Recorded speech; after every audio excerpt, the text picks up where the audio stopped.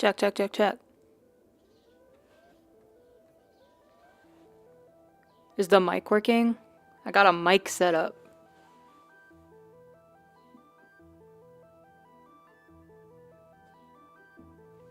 I thought I could be lazy and use the Apple earbuds yesterday, and then I checked the flash memories thing, and it was like so much like it was like every 2 seconds it was like my clothes were like rustling all over the mic and shit. So hopefully this is better. 2D check.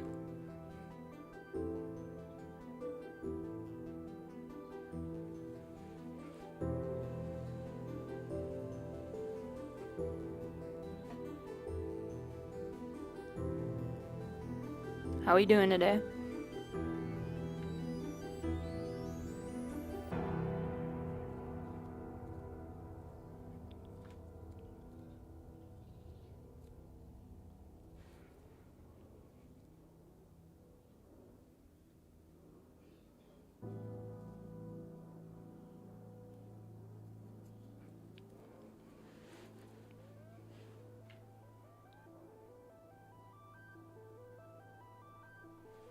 Do I do any actual speedruns? No, not really. I think the closest thing is like Minecraft parkour, and I do Mirror's Edge just like normal, but I'm pretty bad at it. Like it takes me like an hour and a half or something at my fastest. You listen to the third middle of the road religiously? Let's fucking go. I'm super proud of those, by the way. Those are like one of my favorite things I've done, I think. Super blissed out.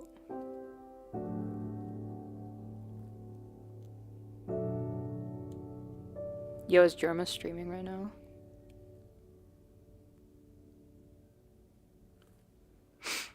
That's crazy. I know what Elena's watching.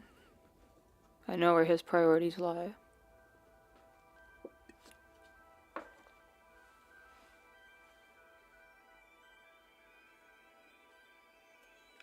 Make another Milkfish album? Yo, I would love to. That was like the first one was like a complete like that was like a complete random kind of thing. Like I did that one in like a day, I think. Like I was like was in my room and I was like, I'm gonna make like a full album in a day. And I did that. But I haven't had that same like urge to be like go go go go go go. So now it's just like club singles and silly dubstep.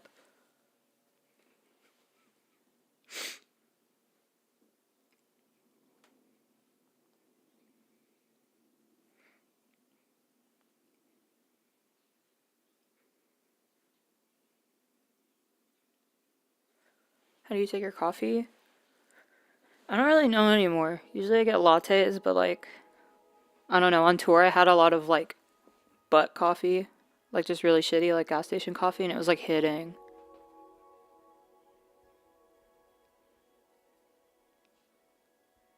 Telling me to collab with Arca, I don't have a choice there.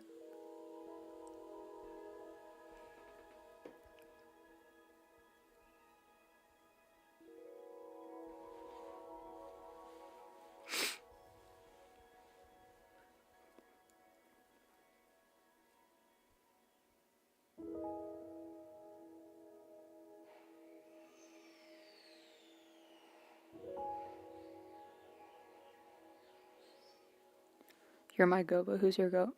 Well, thank you. My goat is Drake.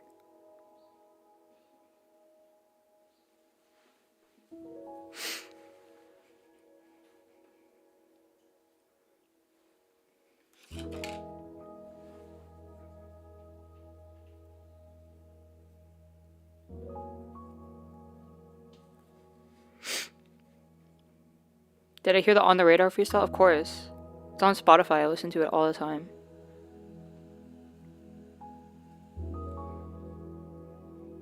He said, why are you swearing to God? You don't even believe in Christ. That was crazy. Oh, Miranda, you're gonna say hi to Obs for me?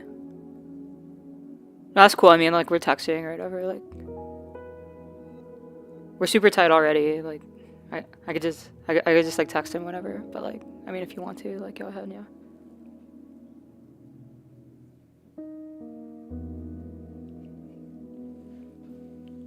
Oh, Jacob, you and Aubrey don't talk anymore. What happened?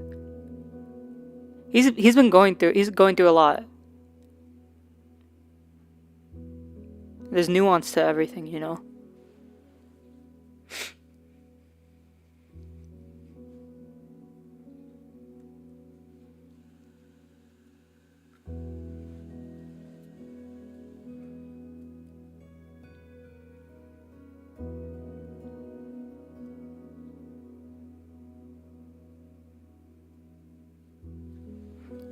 Miranda says I'll mail him a copy of Wallsocket if it's no biggie. I mean, I already sent it. He's already got it. He said it's his album of the year. Well, actually, no. He said it was like it was like his second favorite album of the year, and then his first favorite was For All the Dogs Scary Hours edition.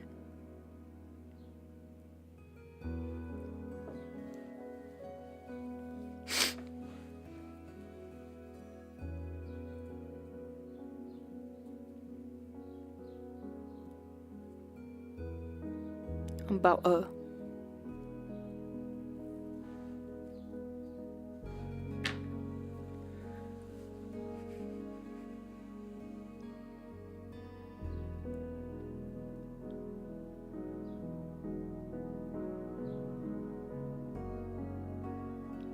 Alright, it's been 7 minutes.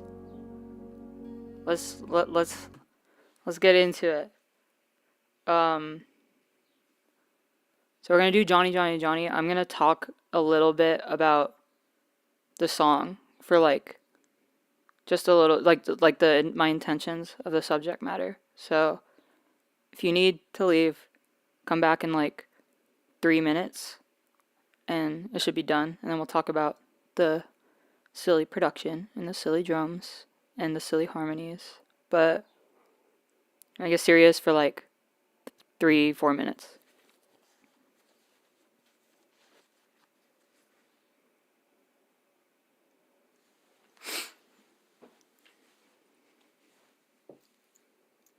We'll hop in. Okay, thank you. Yeah, so I am currently kind of anti this song. I'm not really like I don't know. I think what I was trying to communicate with it, I didn't fully communicate in the best way. I think had I maybe gone back to the drawing board and written it again, I could have hit something a little better. But I don't think I fully explained what I was trying to get across through the lyrics.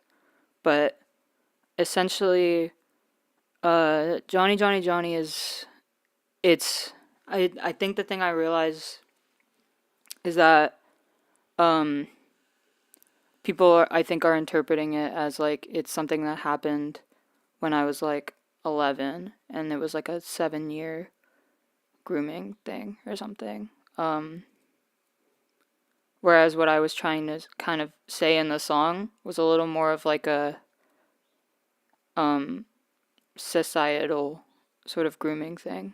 That's why I said the sort of James and Jake and Jimmy line of just there being like Johnny being kind of a placeholder for any one of these guys or whatever. And I think the like societal grooming is not the right word either, because I don't think we have a word for it yet. And I think maybe once we do have a word for that, we can look back on this song and then see what I was trying to do with it, what I was trying to say. But that's not, yeah, I was not groomed by one person. That's not what happened. And the sort of key messages that I wanted to give, like, get across with this song are, there is a kind of rabbit hole you can fall down as a trans kid. That's very predatory and sexual and very dangerous. And it's really hard to when you're so young to understand that that's not um that's not the answer for you. Um that was mainly the big thing, is that you can sort of be societally conditioned, I think, into um giving yourself away to predators. Um but the other thing I wanted to get across is that when, with the line, so I was counting the days till I was up for the taking, I was trying to communicate that when somebody turns 18, they're not all of the sudden an adult. I think when I was in that situation, was still, I was not emotionally prepared for that. Um, and a switch doesn't flip on your 18th birthday. And I think that's like something that like you see a lot with, I don't know, there's a lot of, media about dating like 17-year-olds and shit, and like there's one K-pop idol from Twice who like had a countdown at some point. Someone put up a countdown for when she turned 18. It's like really gross. And I think like I'm not sure where that line is where we should be treating people like adults, but it's not as clear cut as an 18th birthday. And especially if you've been kind of conditioned years prior for the moment that you turn 18, it's that's just really harmful to yourself. And it's not your fault. That's just kind of what happens when you're a child with unrestricted access to the internet. So yeah, that's the serious conversation that I wanted to get across with this song, because I do feel like the words that I've provided in the song are being interpreted in a different way, just because I was a little like, I could have been a little more responsible, I think, with how I phrased everything, but I tried my best. I think I just should have tried again. Anyway, let's talk about the fun parts, which is the beat and the harmonies. Serious over. Feel free to hot ping in the Discord. And we're just gonna talk about all the stuff. But yeah.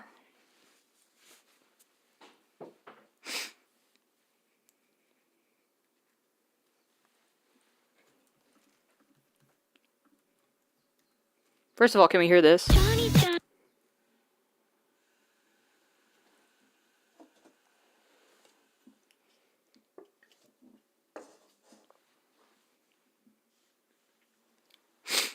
Oh yeah, also this original like project folder was called Tantrums. It has nothing to do with the subject matter of the song.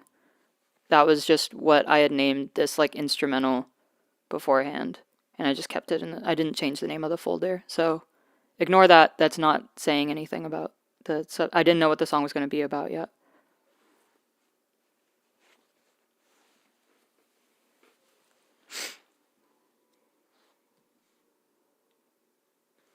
Okay.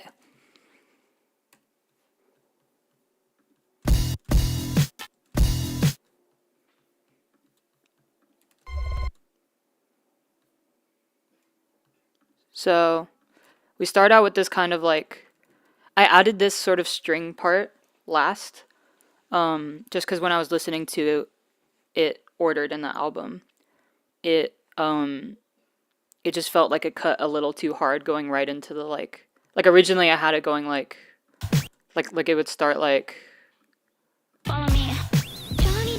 That's just how it would start, like with the follow me, and then it would go. But then I added the strings because we're coming out of You Don't Even Know Who I Am, and it just felt kind of like too whiplashy, so I wanted it to have some kind of like smooth intro to come in. And I also think it's kind of a reference to some of my like earlier songs, like Voice of Reason and stuff. there's a lot of songs where I would do, I think I do it in like pity points too, where there's, I, I would always describe it as like an orchestra, like tuning up or whatever, and I would just have that as the intro to the songs. So this is a little kind of shout out to that.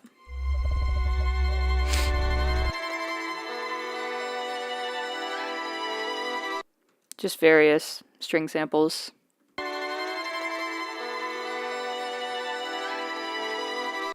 And then we've got a cool bass. Where is that? Yeah.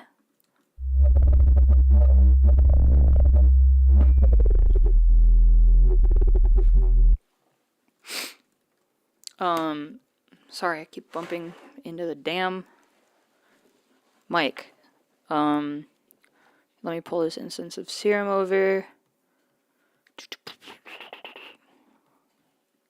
Yeah, so like, this is very similar to what I had talked about yesterday in the duh project file, where there's that like little super saw thing, but this is a little more audible because it's a bass. But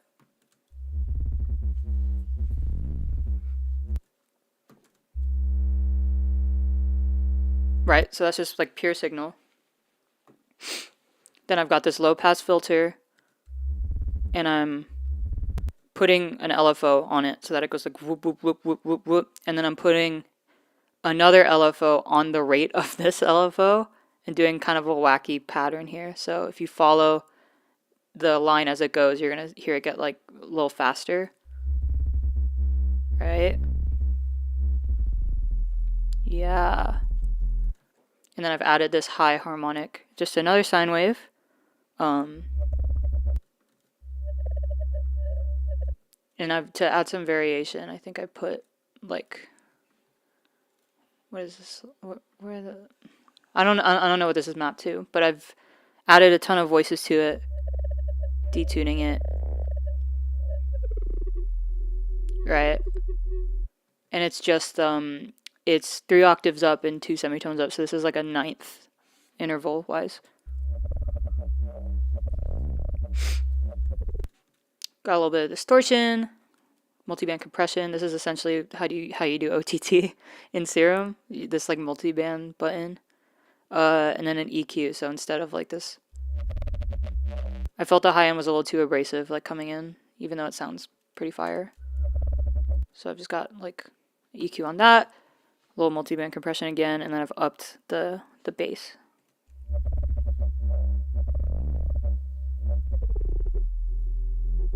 Yeah. And then I've just got like a riser. And it's going through the silly redux. I've got the good luck tag, of course. Good luck. Good luck. Classic. Alright, let's go into the drums, I guess.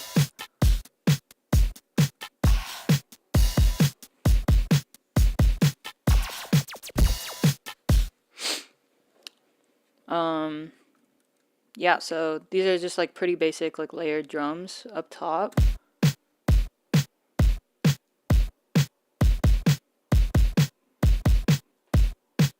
Super simple. And I've got this like little boom kick that hits, like I've delayed it back, so it kind of, it goes like ba-doom, just on the first hit.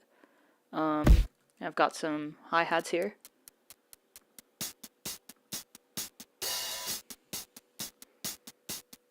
And again, I have this like redux thing on it, so it makes it all kind of staticky, but without it.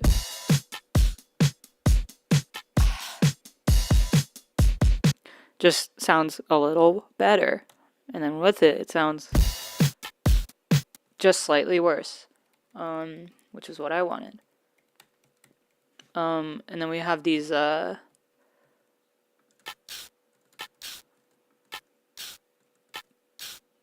just these little kind of gyro sounds, and a soda can opening. And then we've got this like This might be like Dorian Electra or something. This is from the Umu pack. I don't know who's doing the actual breath, but yeah. And then there's some more 0G data file shit, but like this original, that's the original.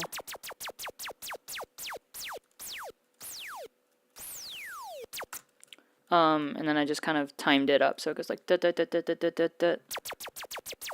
And then I've changed the panning a ton so that each laser is like a different side.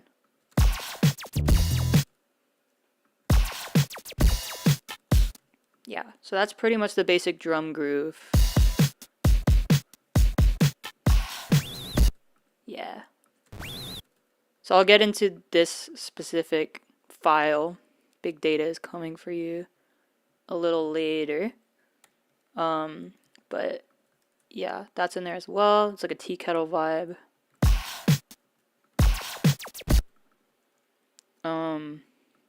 Yeah.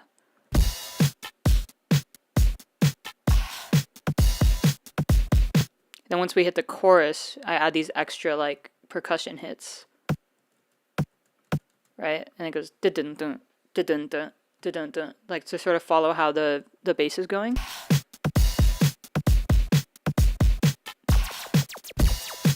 Yup. Chorus is the same.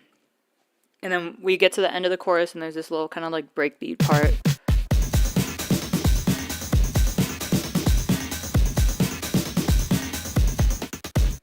So we've got this like 909 offbeat hit, right? New snare. But then underneath that, we just have this break. And what I've done is I've turned on beats mode. So each time a transient happens, it gets like, it cuts, like, it kind of cuts off the transient. So if I were like, that's at its lowest state, right? This is what it would sound like just sort of as is. Really noisy. This is what it would sound like super tight for each transient. And then if I put it sort of in the middle, you get kind of a mix of both. But yeah. And then I've got a vocoder on it, some OTT, saturator, and then I've EQ'd it a bit so that it makes a way for the main kick to come through.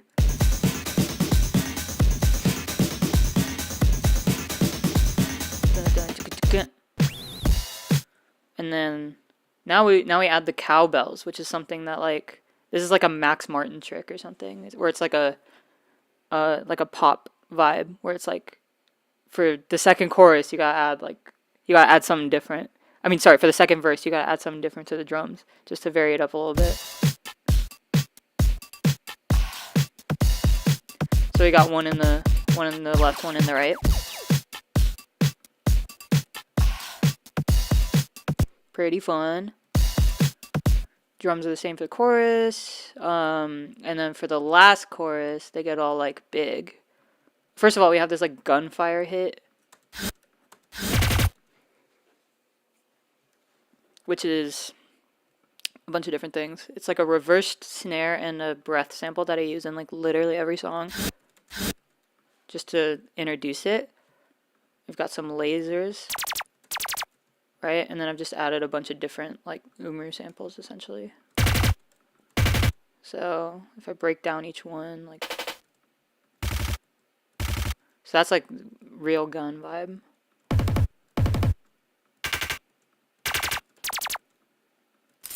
And I've added some chain sounds to make it sound like to make it sound like bullet casings kind of. So on top of it though, it all sounds like, right? Pretty cool. Also, sorry if I'm like screaming into the mic at some point. Is the mic okay right now?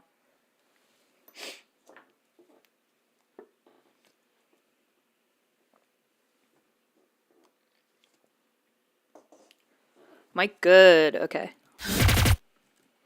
And then we've got Scream Female BW 129.70, which some of y'all might have heard before.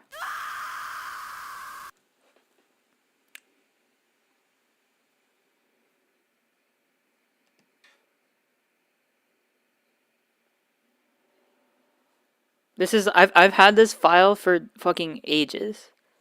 So I think it shows up in like older songs as well. But now it's like the Hypochondriac Scream, which I really fuck with. It's a really good album.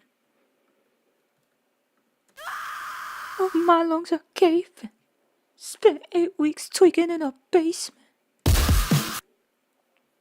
Also, the drums are off time here by a little bit. I think I fucked that up.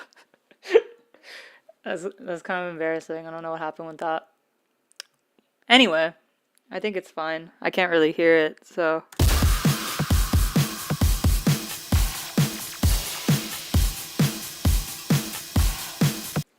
So now we got all these big drums for the last chorus. I'm sure none of these are Travis Barker. Let's fucking go.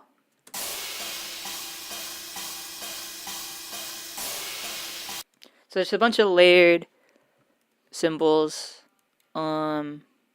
Yeah. So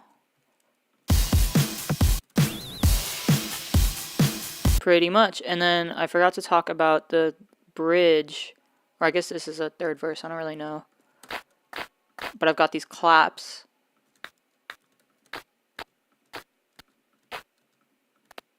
Right? So it's just 4 claps. I do this a lot in my songs. This kind of like 4 on the floor clap thing. But towards the sort of big realization at the end of this verse, I wanted the claps to slowly start like breaking apart. Like the crowd is just like not clapping any, like they're slowing down their claps or whatever because they're like, oh shit.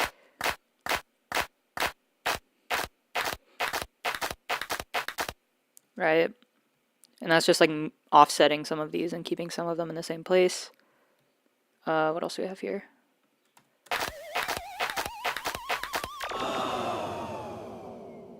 Oh, who knows that sound? Whatever, don't worry about it. Don't snitch on me. I didn't do anything. Cool, well that's the drums. Let's go to the bass.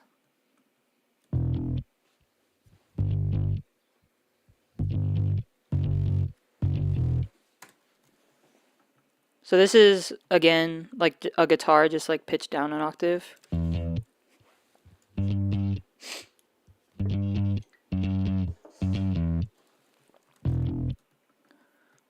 I've got like a bass cabinet on it and a bass amp and a bass pedal. These are all just different like presets that Ableton had. And I've got a super tight gate on it, some OTT. Yeah.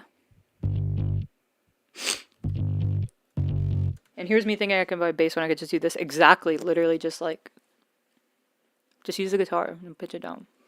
You don't need a bass.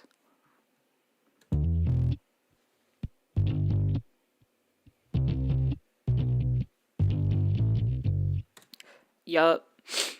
And then I do want to talk about the sort of like chords to this, but maybe I'll wait till a guitar to do that. But yeah, that's pretty much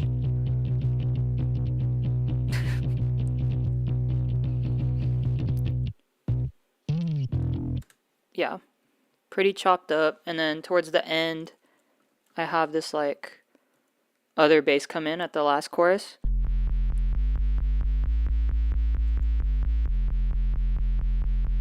Because it's kind of the big like explosion vibe.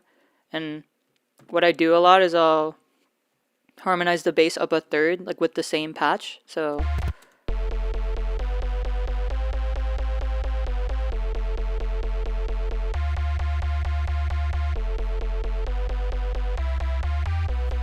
yep. And I saturate them both together, so it kind of gives like some cool harmonics in there, and then OTT it again, of course. So that's the bass to the song. And then that bass we talked about earlier. But yeah, let's get into the guitars. So For the first part, it's just kind of bass and drums and vocals, and then in the verse I start including these like guitar hits.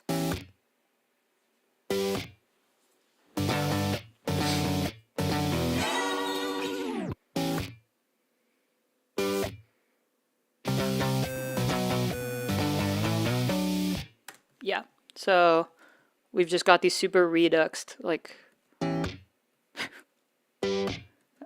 right?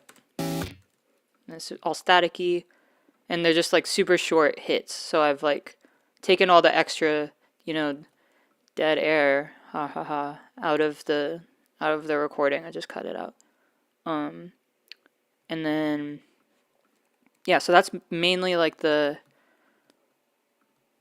what is this? Well, those didn't make the cut.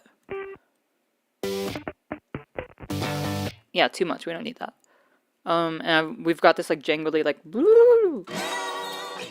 So this is me taking like a like a glass slide, and then just moving it up my guitar and being like up the neck of the guitar, right?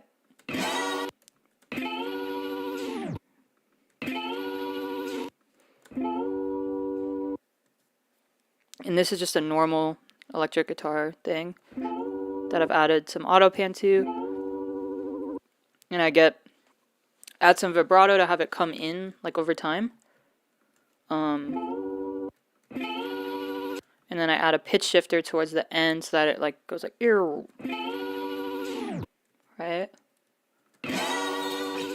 So it's this really like jangly kind of fill thing.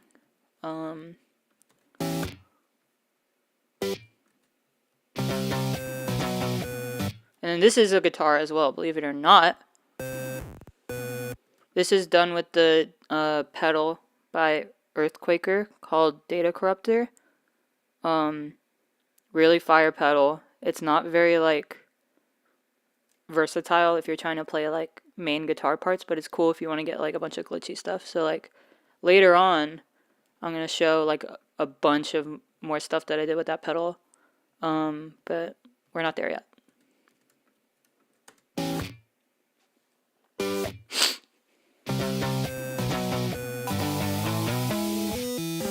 Yeah, and then I've got this like, this isn't even a guitar, but it's just in the group. I have this like sign thing to help transition into the chorus. Yeah. But basically, now I guess we can talk about sort of the way this song is harmonically kind of laid out. But if you can hear the sort of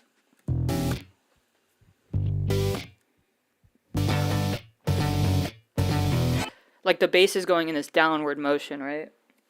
And it's kind of stepwise in relation to the scale that we're in. Whereas the chorus,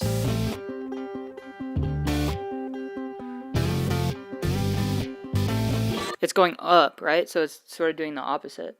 Some of you nerds will have noticed that the key changes in the chorus. So in the verse, we're in E minor, right? And then in the chorus, we're in A minor.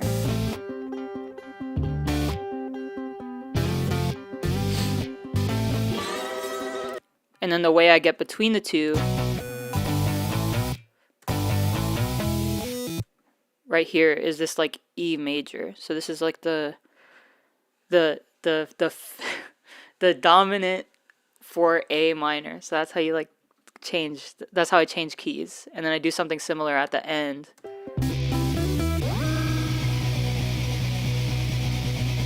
Where I think this is a B major, and I think I'm just holding on it so that it goes from B major into E minor, which is like the fifth of that. But basically, I have this playlist called Something Shifted, which is just like a bunch of different pop songs that have where the chorus like changes the key, and I was just kind of studying them and trying to figure out like what the science was behind it. But like, I think the best example is Love Fool by the Cardigans. It's like the verses are in A minor, and then the choruses are in A major. Skater Boy's another good one. I kind of copied that key change for Secondhand Embarrassment. Still Alive, the Portal song. That's got one. Yeah. Banger playlist. It's not public. Ha ha ha. So when we get to the chorus, we have the same rhythmically we have the exact same hits, just with different chords, right? In these top things. But then I've added this sort of like plucked. Yeah, I've added the pretties.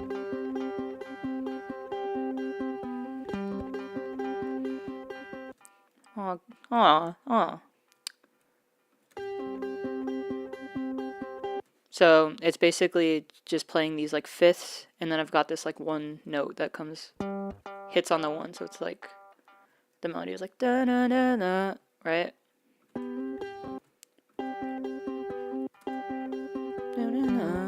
Yeah. Banjo. When did I do that?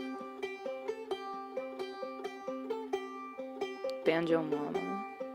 That's pretty good. Well, it's not in the song.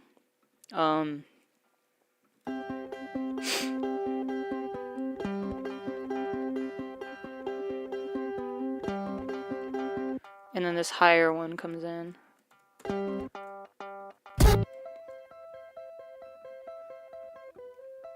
Are they both in the left ear?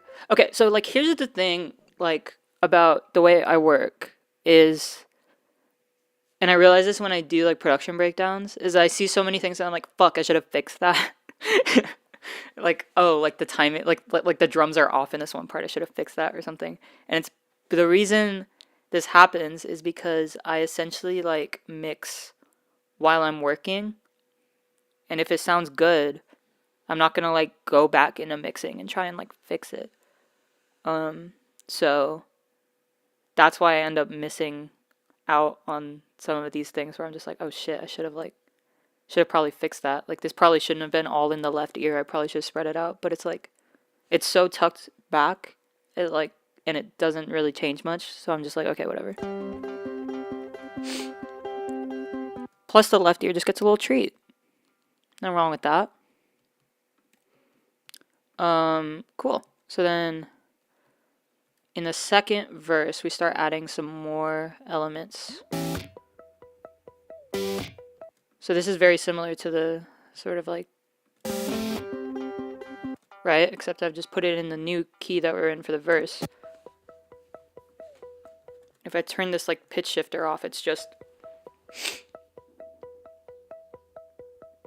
right? And then I've got this pitch shifter going. Turn on, please.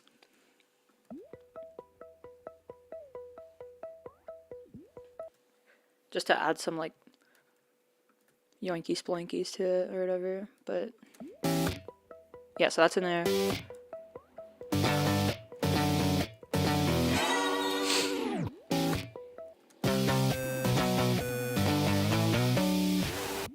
Yeah, so we got some new sounds in here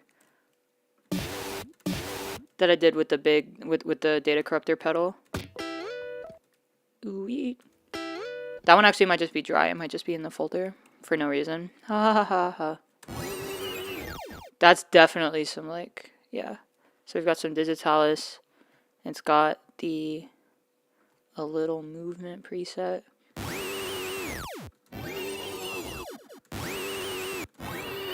Right? Just kind of makes it like interesting. So here we start adding a bunch more stuff. And then underneath,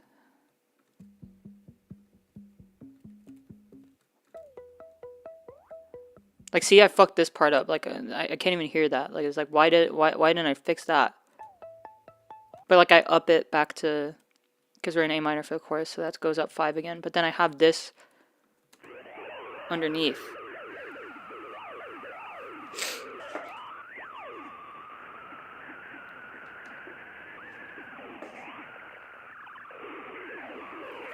So this is, I think, probably just from a like 7-minute recording I did, just like fucking around with the data corruptor pedal. And I just have this super like telephoned in the back. I use a chiptune filter for that. Right, so this is what it sounded like when I recorded it. You know, it's just kind of like, it's like wind almost in the back.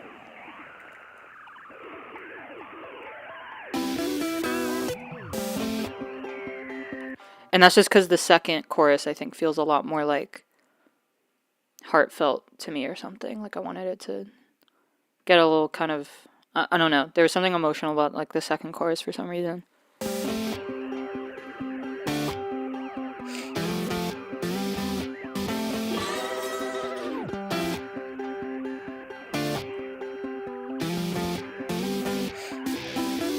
Are we talking about senses? Low-key Fling, yeah. Fling might be my favorite right now. That's the one I listen to the most.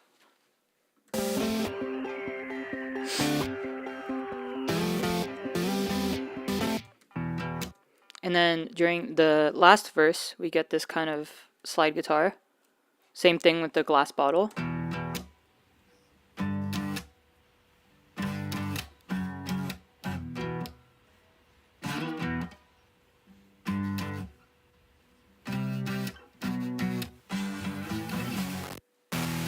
Yeah, so it starts out raw, and then I turn this redux on, fade it in.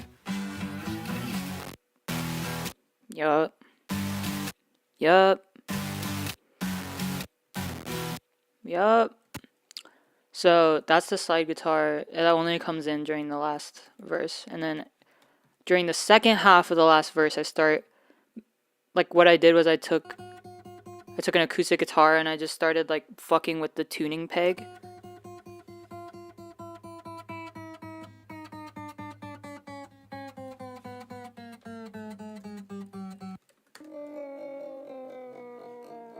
You know what's going on here? I did the same thing on the bottom string, and I guess I just pitched it up. Use this like tones knob, so it sounds all like gross and scary.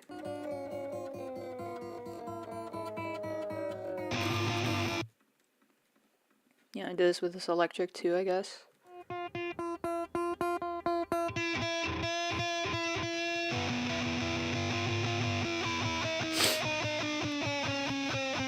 Yeah, and then have more of that data corruptor stuff.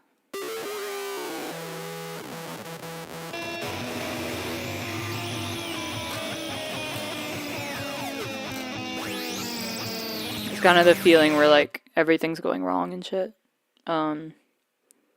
Yeah, I think, is that the guitars?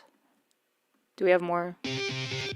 Oh yeah, and then I guess I put an amp on the last chorus, on the like doo-doo-doo.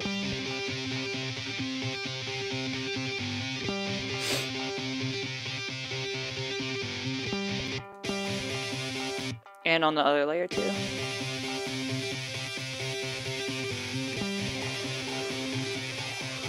Yeah, so that's the guitars. A lot of guitars in here.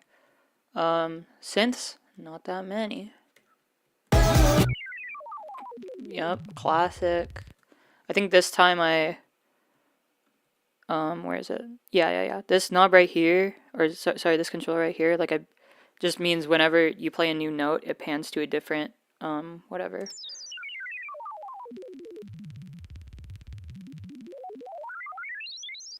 Yep. What are the other synths? Just this?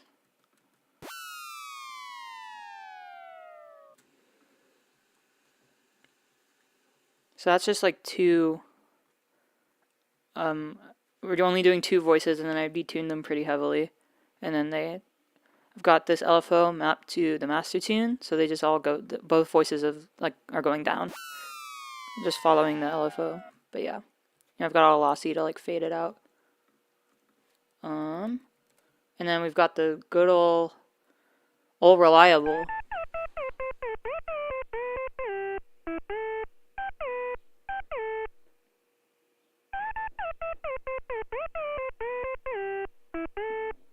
Classic, you know?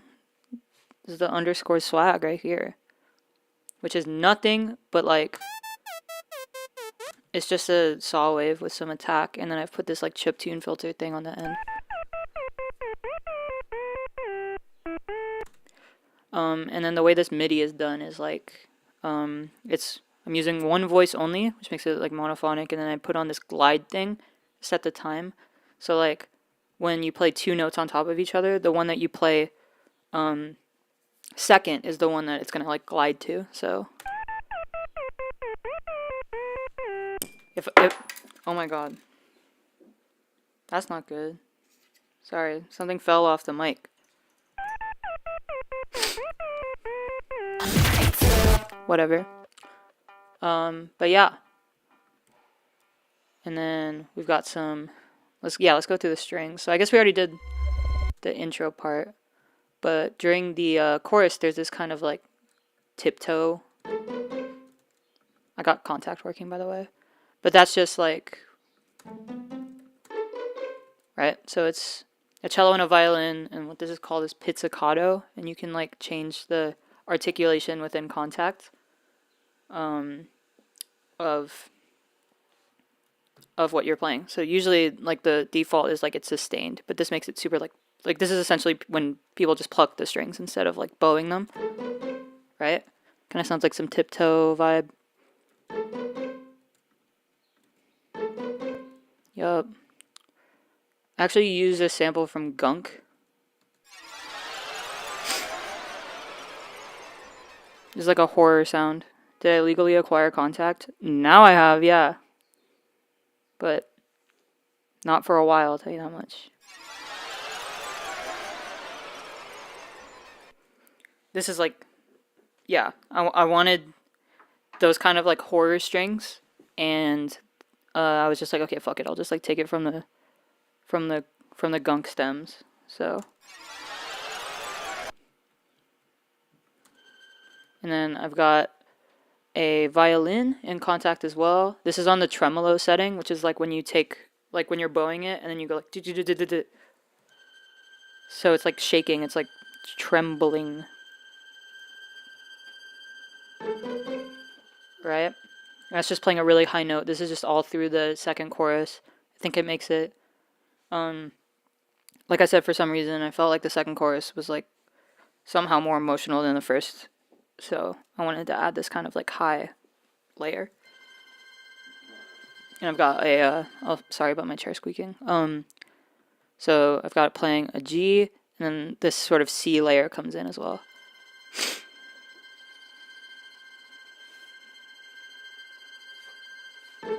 Oh, hi, Elena. Let's go. Is that all the strings? Oh yeah, and then I have this like disco string come in at the last chorus. But it's super reduxed. I don't even know what that's doing for the song, but whatever. That's the instrumental.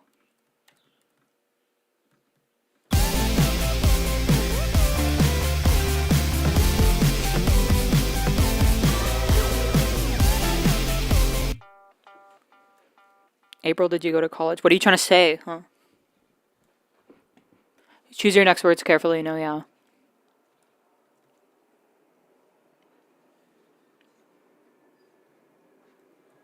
Okay, let's talk about vocals. So the little like stuff at the start, like this.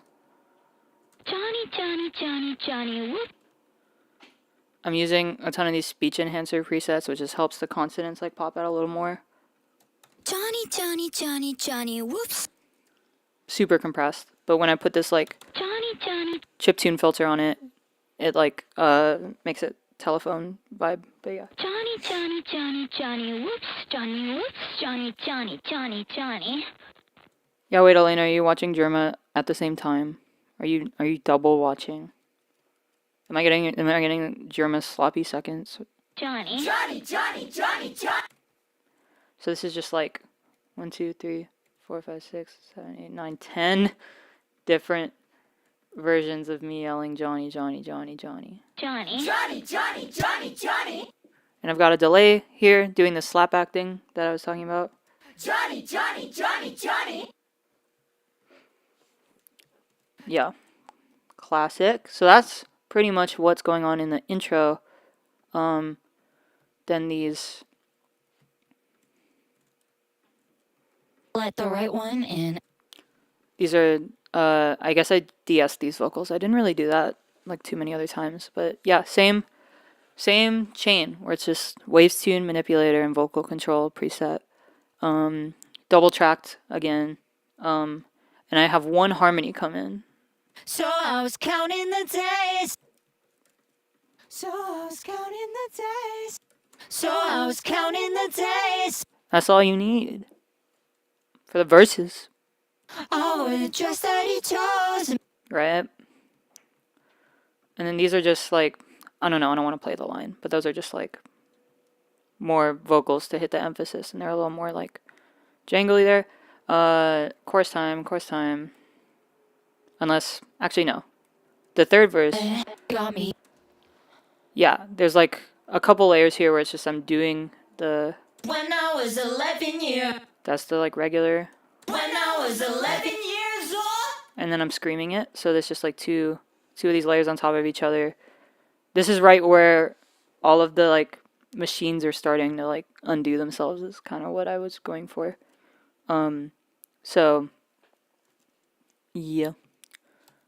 Not those are the verses. Let's go to the chorus because this is where the real fun happens. Johnny. So this is, I think I talked about this yesterday, but you just take the first vowel of wherever you've got, put it in a new track, put some reverb on it, freeze it, flatten it, and then reverse it. Johnny, I just wanna. So this is triple tracked.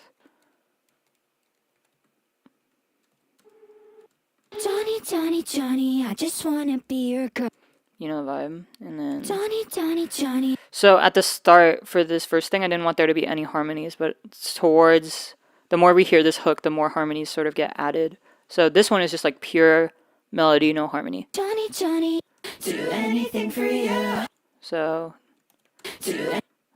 please work, please. Hello. No. Do anything for you. So that's the main melody, but then I have this like Do anything for you. evil chord is what I've said here, which I guess is like if you break. Do anything for you. Do anything for you. Do anything for you. Do anything for you. Yeah, so that's not that evil. I don't know what I was talking about. That's not that evil.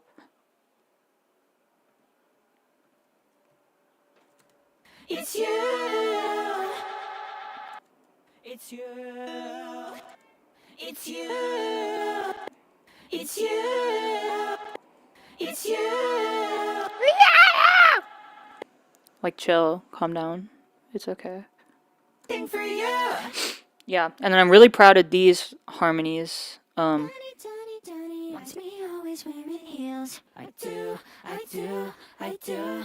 Really pretty, Johnny wants me always wearing. right? So this I do is like what we got here. I do.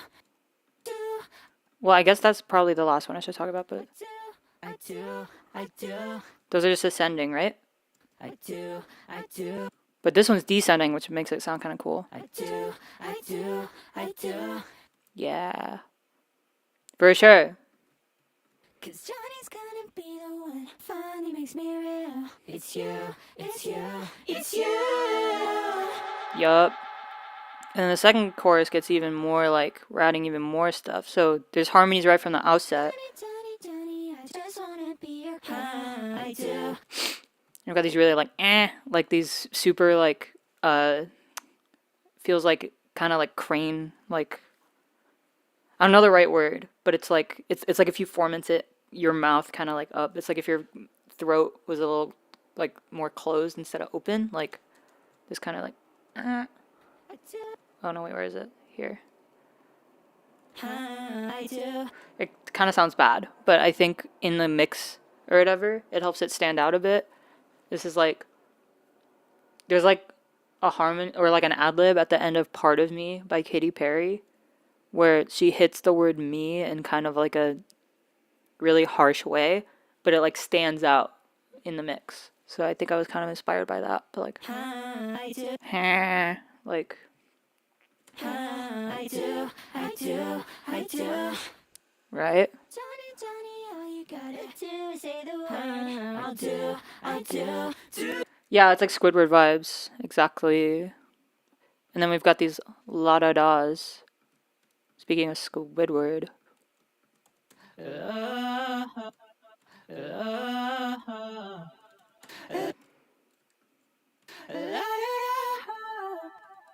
It's very Marina.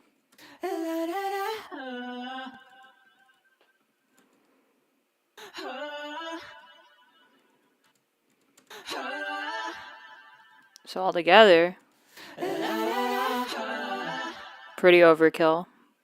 But the acapella is really fun to listen to because there's just so much shit going on.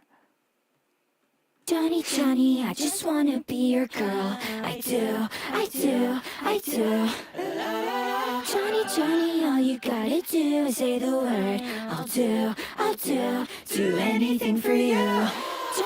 Oh, and then we got these like, this is like, I felt like Taylor Swift, Wildest Dreams, but this like kind of like he's so dreamy, like that kind of.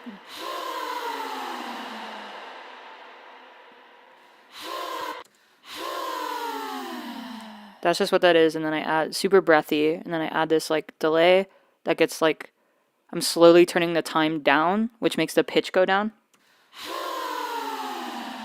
Right? And I've got a big reverb on it. Yeah. Johnny, Johnny, Johnny says to bid my life farewell. So I do, I do, I do. Cause no one else but Yeah, pretty fun. And then once we get to the big chorus. Johnny, Johnny, Johnny, I just wanna be your girl. I do, I do, I do. I throw everything at the wall. So this is like still just all the chorus vocals, but then eventually I start adding the like. Johnny, Johnny, Johnny, Johnny. So this is like a new take of like the boys being like Johnny, Johnny, Johnny, Johnny. Johnny, Johnny, Johnny, Johnny. Johnny, Johnny, Johnny, Johnny, Johnny. Johnny, Johnny, Johnny, Johnny. Yeah. Johnny, Johnny. So these are the whoopses down here, and then these are just different. I don't know. There's so many fucking layers. It's like not all that necessary. Like this isn't even like, yeah. Johnny, Johnny, Johnny, Johnny, Johnny, Johnny, Johnny, Johnny, Johnny. Oh yeah, and then I guess I'll talk about that in a bit. But like yeah, there's this ad lib layer where I've like distorted just the input of it, and I wanted to belt it a little more. This is like kind of like, I was trying to figure out if this was like worth doing, but something I do a lot is I listen to pop acapellas, and I try and like deconstruct them. Sometimes I listen to pop acapellas like for fun, like on the bus and shit, over the actual songs. Like I feel like when you have like a when you start to like try and unpack what's going on, like you learn a lot. So I was thinking like earlier on of doing like breaking down like a Charlie Puth acapella, because Charlie Puth is someone that I think is like really interesting because he's definitely like thinking about pop music like science or math or something. Like I don't think he's like, I don't know if it's in his bones. I think he's like braining it out, which means that you get to see how it like works and shit. So the How Long acapella is my favorite acapella to listen to, I think. I would recommend digging into some of that shit. Because what he'll do, at least in that pocket, was he'll like sing the choruses kind of really quietly.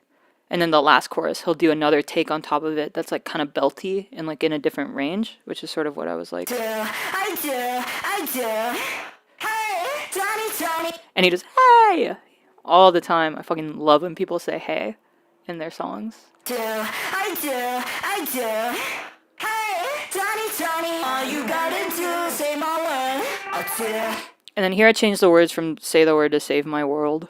I don't know why, it's kind of cheesy, but I thought it was cool to have a new meaning for stuff that sounds exactly the same. But yeah. All you gotta do is say my word. I'll do.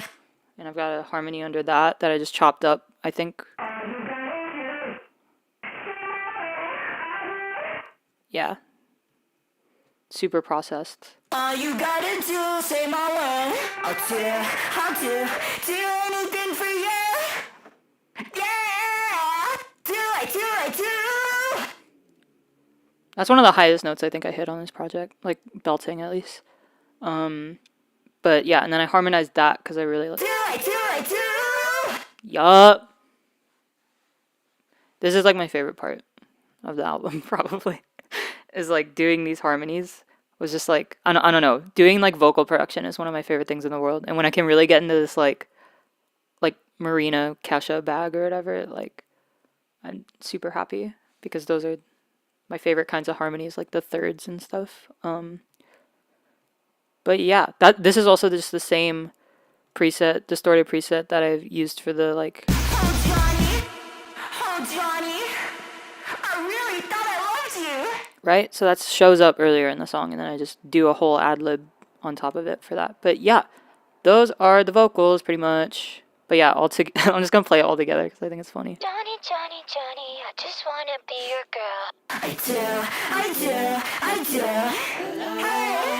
Johnny, all you gotta do, say my word. I'll do anything for you. Johnny, I do.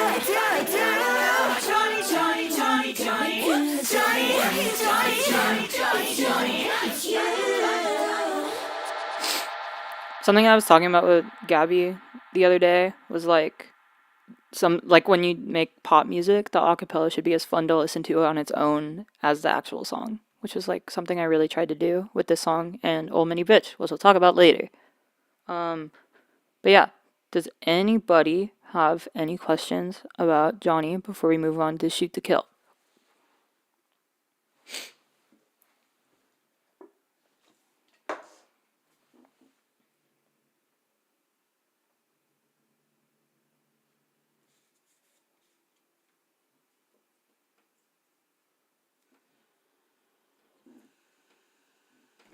Are the stems public? Yes, they are. You can find them on my website, underscores.plus. Is there double meaning in I do with marriage? Yes.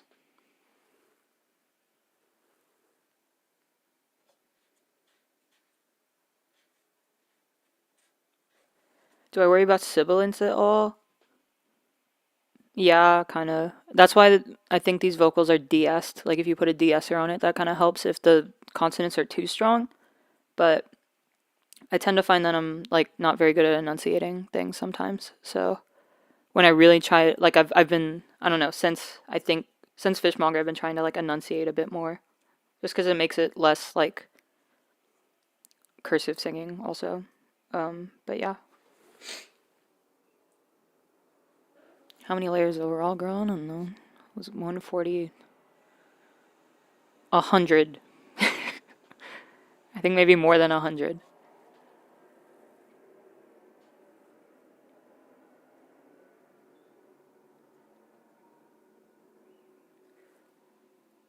Where's the your clothes reference?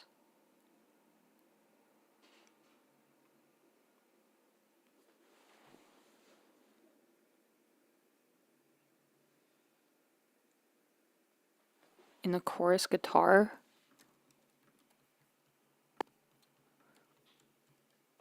Oh, like that? No, that's just a fifth. I don't know. This is something you hear a lot in like Phoenix songs. I don't know. It shows up everywhere, so I wasn't purposefully referencing your clothes with that. It's like common interval, but yeah, it'll show up a lot in other people's music. But yeah, I think it's more of like a Phoenix reference than anything, which is like Gabby's whole swag. But yeah.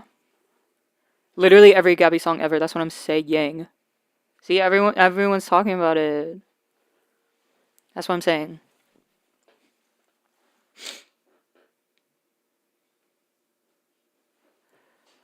Okay, I think I'm gonna move on to Shoot to Kill. Kill Your Darlings. Are the levels good? How are we doing on this mic? Is there any demo for Johnny, Johnny, Johnny? Yes, there is, but I'm not going to play it because the lyrics were not... I don't want to share those. Respectfully, sorry.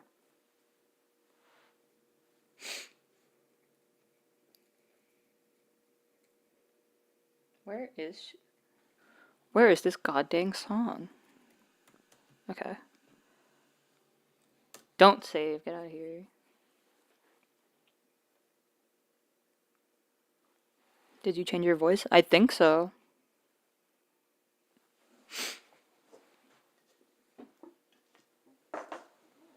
I hope so. Also, yes, I enjoyed France for all the hate we give to the French. I really enjoyed my time in Paris.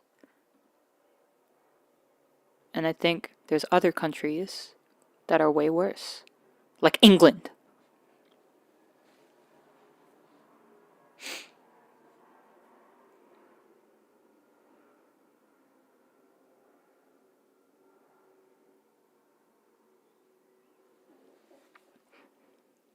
If you're from England, I'm so sorry.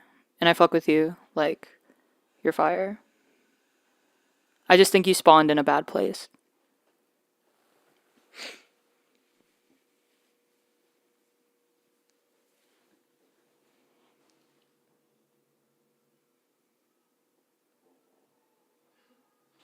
Literally bad spawn, bad RNG, bad spawn, exactly.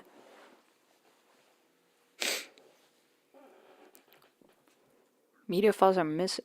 Okay, we don't need those. So the reason this looks ridiculous, but this is Shoot to Kill. This is horror movie soundtrack, all in one. Oops, you didn't need to see that.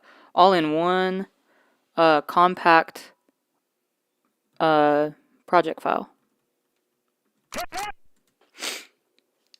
So we're just gonna. I don't even have to open another project file after. Well, I have to open Old Money Bitch, but for the next two songs, we're just gonna be in this little home.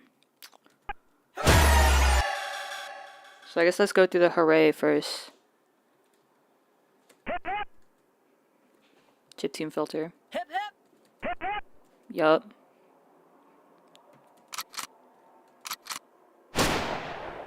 Gunshots. Some Umu sounds. Some me sounds. Some glass sounds.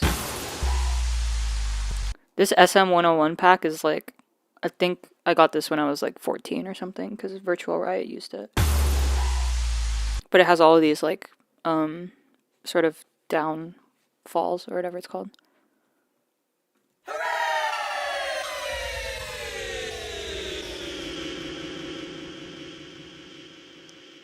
What's going on in here, Digitalis?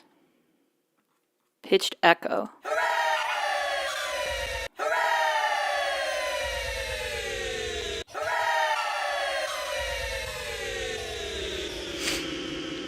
What's the deal with me and Virtual Riot? I was like a Virtual Riot copycat for like 5 years.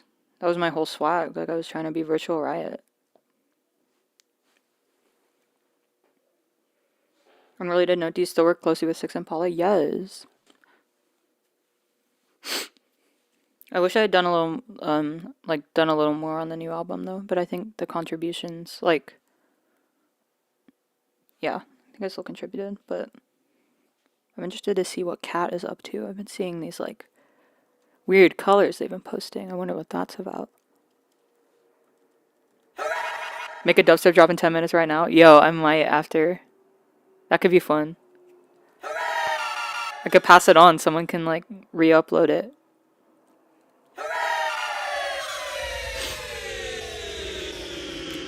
So this is just like a billion different hoorays, but then I have this delay. So that's what it's like without. But then when I have the delay on, and then I'm turning the time down like I did sort of in the last project file, it pitches the audio down.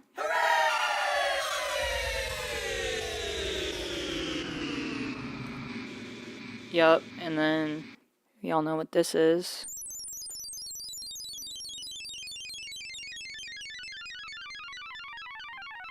This is like the like wall socket noise, for all I'm concerned. This is like in every song.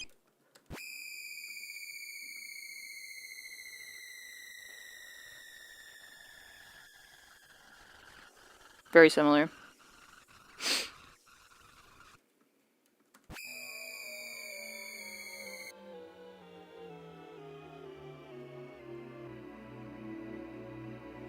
Yeah, so this is just I think Virtual Right put out some like atmosphere pack.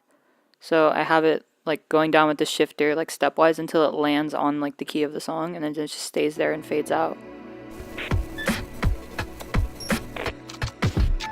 You know the vibe. Stop saying that. So that's the hooray pretty much, and then I guess let's go straight to the drums. Some of the crunchiest on the album.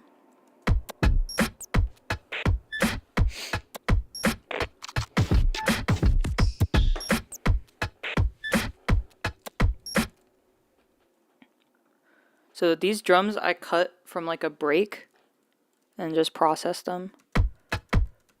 So without all the effects, what is this like? Okay, so this is like how to make a kick. If you're starting with this, as you can hear, there's like no low end. It's just kind of like a attack and that's it. It's a transient and that's it. So I'm gonna add some saturator. Take out some of the high end because I think it's like mainly high end, and for a kick you really want to focus on the low end. Added a drum bus with the transients all the way down. This helps give it some punch. OTT. Here's like a kind of multi-band thing that I made at some point where it's like you take multi-band dynamics, put them in a chain, and then essentially you're soloing each one of these things that they've already assigned for you, and this way you can process stuff after the fact. So for example, if I wanted to put vocoder on this, but I didn't want to put vocoder on the low end because I knew it was going to get kind of gross, I just put a separate vocoder on the middle and the high, on the mids and the highs, and I make the middle one mono and the high one stereo, right? So that's a way to do that. I'm sure there's a better way to do this process, like different bands, but this is how I did it in stock, at least. Added a pedal for some more distortion, more compression, more saturation.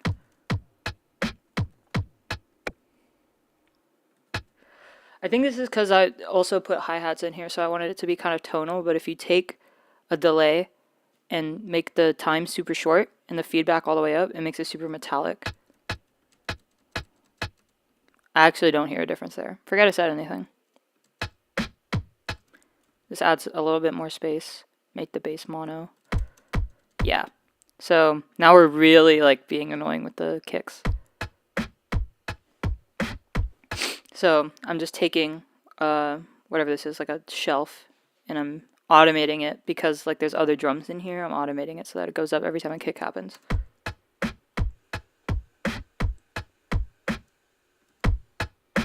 And then some final saturation. And I've got like a ridiculous like, this might be like a Jersey club kick or something. But yeah, that's like a second kick that comes in every now and then when I really want it to like be abrasive. I've chopped up a little more of this break. It's like a super tiny.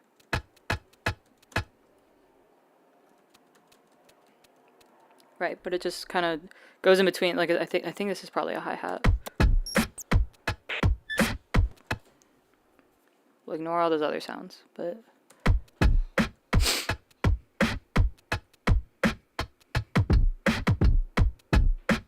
yeah. So that's the core of the drums, and then I'm adding these extra radio sounds, of course.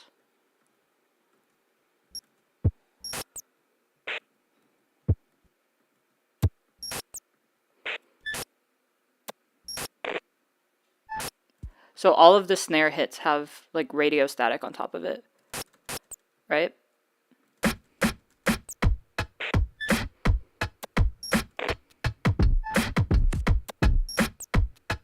And then I've got the gun samples, of course. The reason I got this so crunchy is because of the vocoder. and the OTT. But I turn the formant down, so it kind of shifts it a little bit so it goes whatever. What's this manipulator doing? I guess it's just pitching it up.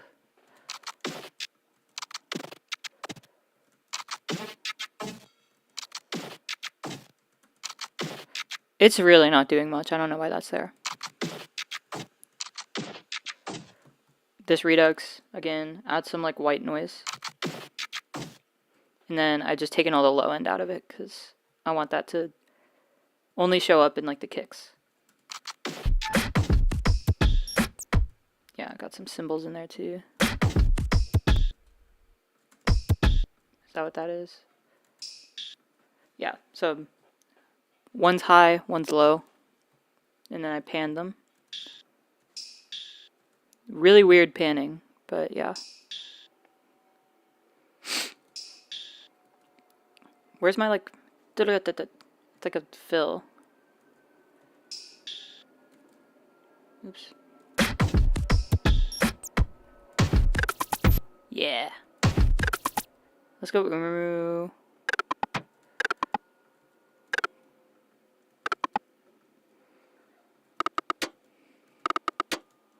Yeah.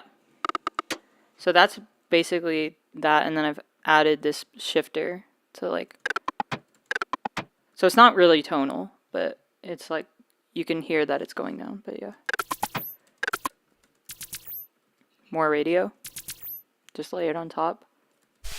Got my white people kick, where I'm only using the white noise for it, but... Yup.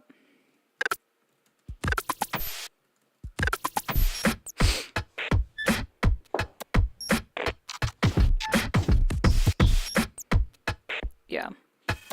And then during the choruses, I have this like ride going with a redux on it, so it feels like it's doing the decomposing thing again.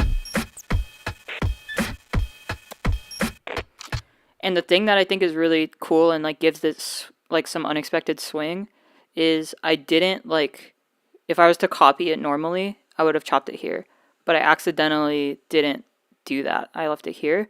So when I duplicate this, it duplicates a little off the grid, and more so as you like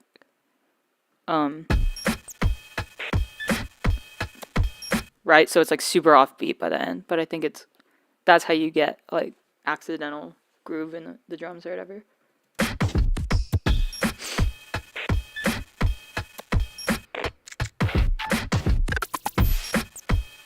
Yeah.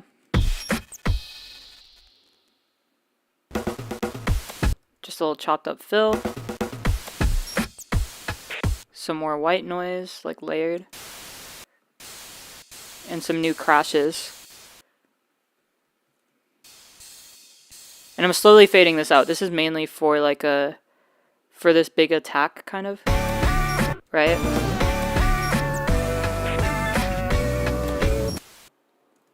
Yeah. And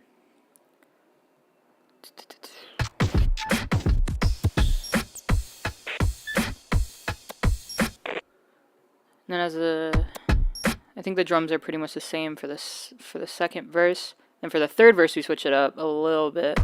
The return of the printer.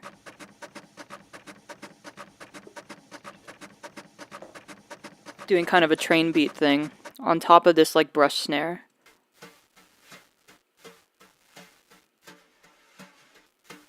Right? So sounds kind of like a train.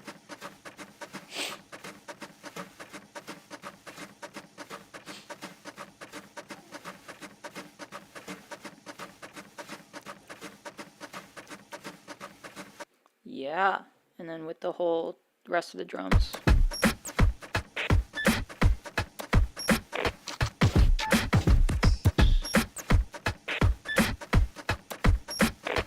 And then before the sort of big kind of explosion after the third chorus, I have some like things coming in.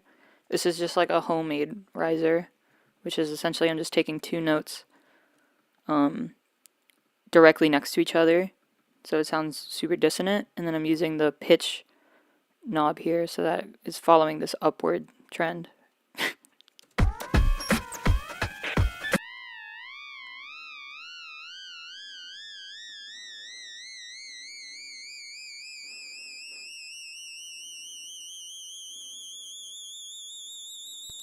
And the reason it's going like it sounds like it's an LFO getting faster and or actually yeah. I've got it mapped to the pitch essentially. So it's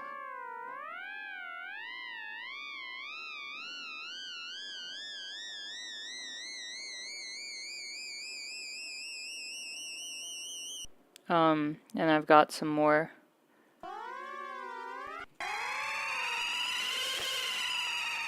that just go right back down before it comes in. Like more glass, more hits. This is really good. Da-da-da-da-da.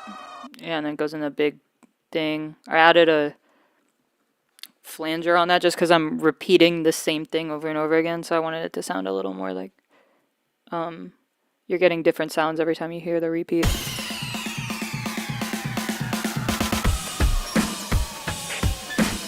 Now we're layered with fucking Travis Barker drums again.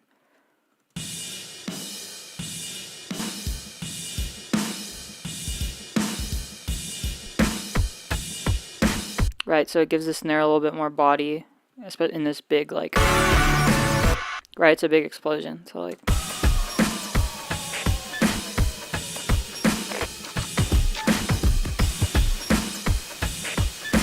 yeah, and there's no drums for the next verse until the, I just don't want you, right, just 2 hits, yeah, so that's the drums, pretty much, which is, like, maybe the most interesting part of the production for this song, but this is the bass.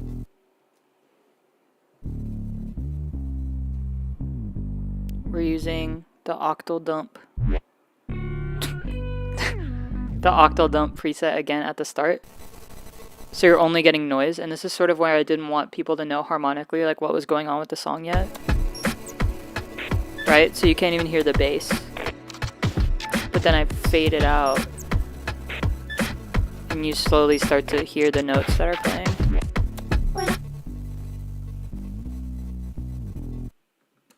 Surprise, surprise, it's the guitar pitched down. Right? Got a load of that. And yeah, EQ'd, so I'm getting all that high end out.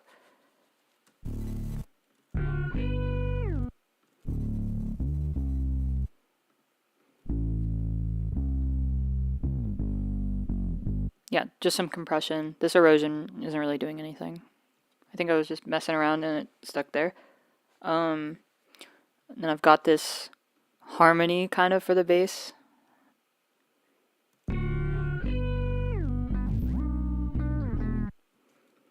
Right? I don't know what Nectar was doing here, but I don't have it anymore.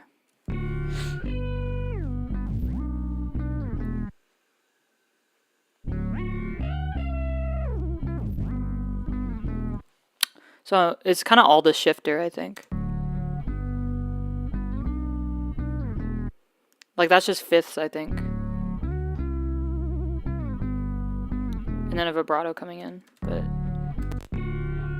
yeah, this is what gives it its like jangly, like super messy.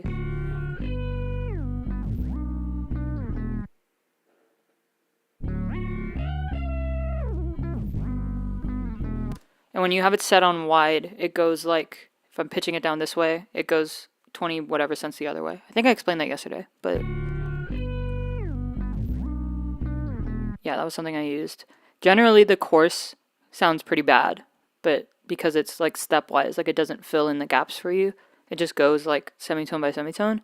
But if you use it super quick like this, right? If you do these like super quick glides, you can't tell that there are concrete steps in between it.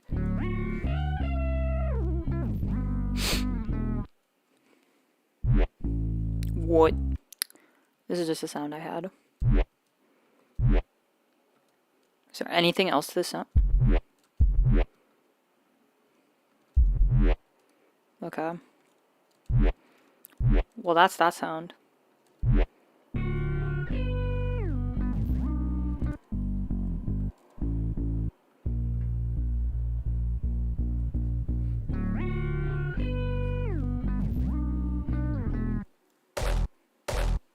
Good old front layer kick coming back. But yeah, I really wanted some like crunchy bass on the like right? Sounds really like yeah.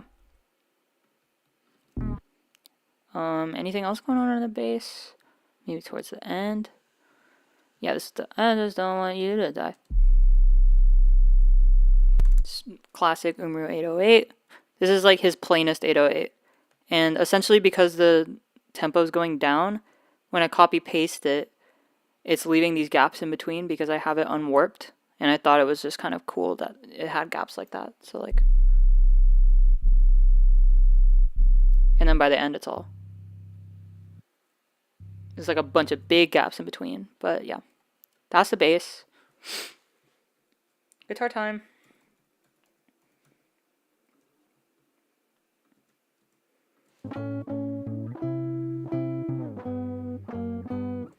So the guitars don't really come in until like the chorus, essentially.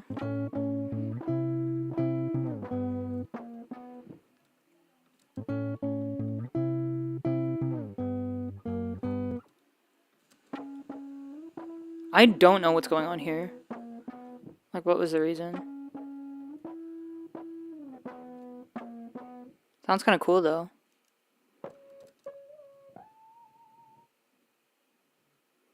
Yeah, I can't tell you why there's so much processing on this. I have no idea.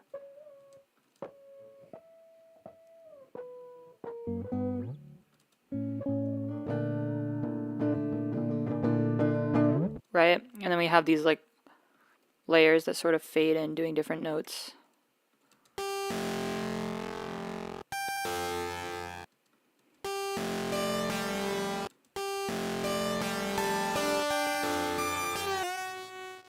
Yeah. And that's just some sort of like glitchy kind of. What the hell is this? That's cool.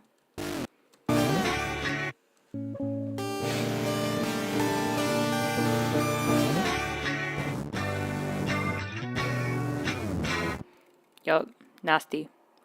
So we have this like kind of, it's a super like chorused out, like it's just a clean guitar with some chorus on it, but playing the main sort of guitar part.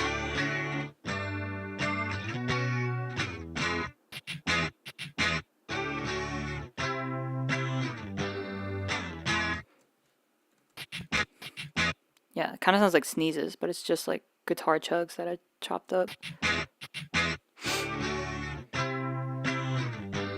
Yup. And then we've got this like really nasty layer. That's just the woolly mammoth that I was talking about last time. Super fuzzed out and like the, I don't know, man. Yeah.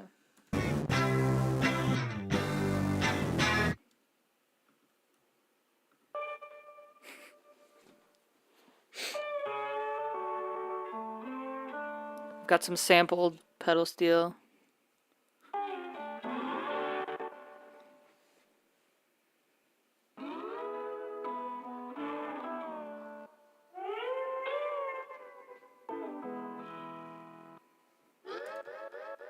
And then I think I sampled other, yeah.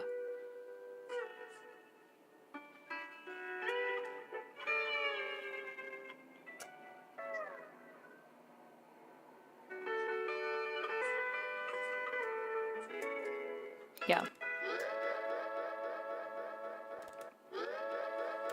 Yeah, so that's the pedal steel. It's just sampled from, well, you don't need to know where it's sampled from. We've got some banjo.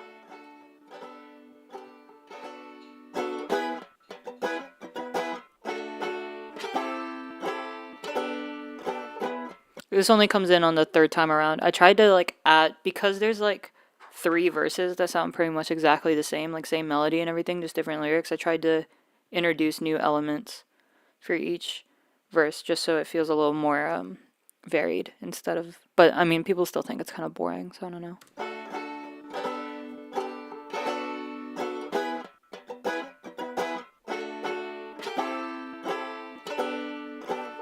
So that's strumming the banjo, but then later it's like that's the start of the show in the fourth verse.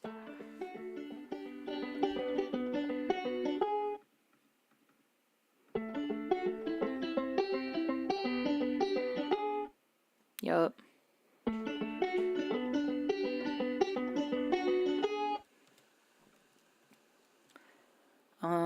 Yeah, that's all the banjo, but yeah, I'm super new to banjo. It's a really hard instrument to play. Like, it's really frustrating because it's got a fifth string that starts on the fifth fret, and it's like an optical illusion. Every time I look over at my right hand and try and like do something with my left hand, I'm like, this is not.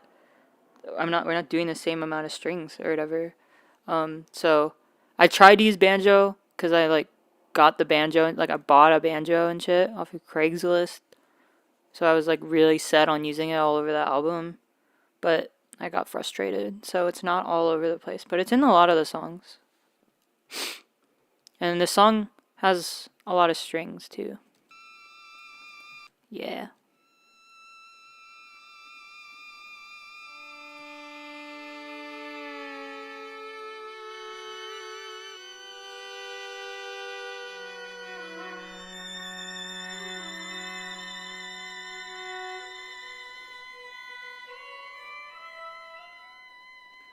These are all samples I found on Freesound, and then I would edit some of them. I don't think you can actually do this on a violin, but like sliding down like this. Right?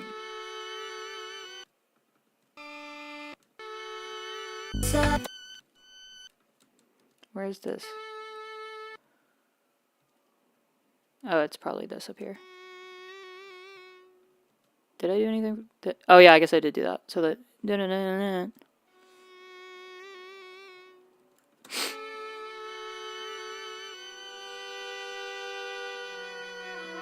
Yeah, real pretty vibe. What is this? This, I guess, wasn't here. Yeah, you don't need that. It's deactivated, so it's literally whatever. And we've got some more strings toward the end of the song from this experimental guitar pack on Splice. This is where a lot of those really creepy string sounds come from on horror movie soundtrack. But yeah, that's partially why I put horror movie soundtrack in the same project file so that it could blend together. To me, this is like one long 9-minute song. But I wanted it to. I felt like that looked a little ugly on the track list. But I do think of this as one 9-minute song. I think if I were to. I don't know, but Old Money Bitch had to be track 8, so I split it into 2.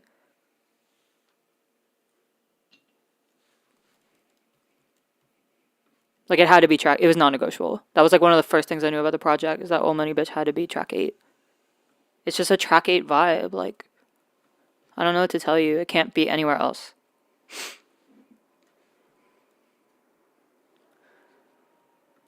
Let's go into the synths. There's this one Travis Barker like wind sound that I fucking love. I use it all the time. Oh, so good. Reminds me of like there's this one Gladiator preset that Skrillex used to use and like kill everybody in a lot of other songs. Called like Angry Machines or something like that. Reminds me of that.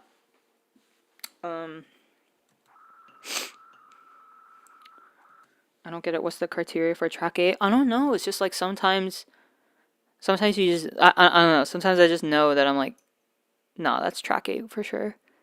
It would be like a disservice to the song if I put it anywhere else. It's track 8. 100%. All Lenny Bitch is track 8. Can't be anywhere else. Non-negotiable. Ha ha ha. So that's going on through like the choruses. Yeah. So this is like interesting. This is sort of the main basis of the song.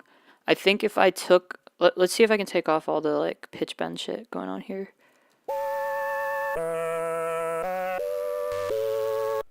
So that's really what the MIDI is, but I was just fucking around with like a MIDI keyboard and I was using the pitch bend knob, which is I think set to like go a fifth up. So this is like kind of melody or this chord thing is like just me dragging the pitch bend up or down on certain notes. Yup.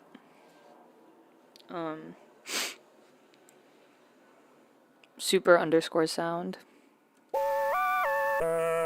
And I'm sort of changing this redux here like randomly to the different notes, like when the different notes change.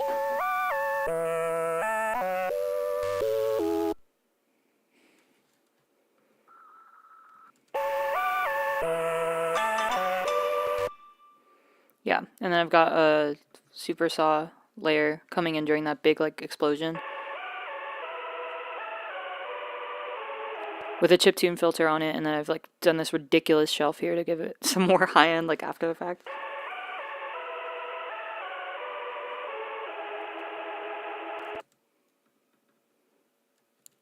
Oh no. Well, okay, let's try it with this one.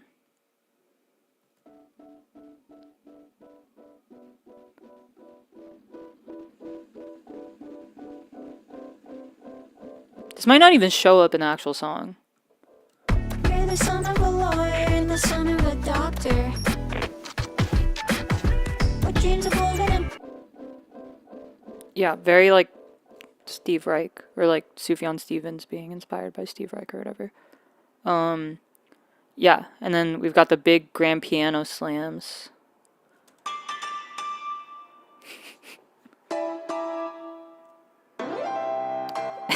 It's like the fucking, it's like the iPhone, like da-na-na-na-na.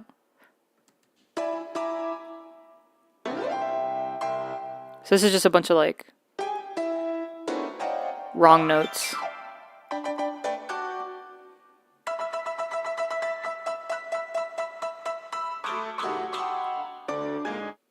Yup. I think that makes it super chaotic in the big like you can kind of hear it in there.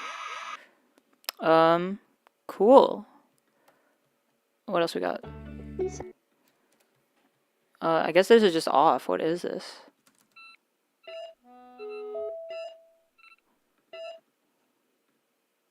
You got a couple of kids and your wife doesn't like me. Interesting. It's off because we don't need it. And then what do we got here? Yeah, this is the tinnitus sound. A little D7 action. And I timed it up with the gunshot. Right? Because that's what happens.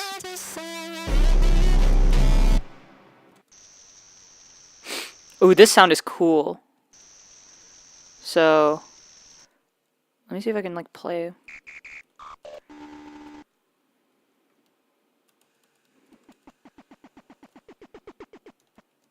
This is like kind of a lead laser sound. But I'm using this arpeggiator here. And I'm automating the rate of it so that it's just this one big long note, but like over time you're getting like, you're gonna get one note. Like, or sorry, like the notes are gonna like pop out. Because now it just sounds like lasers, right?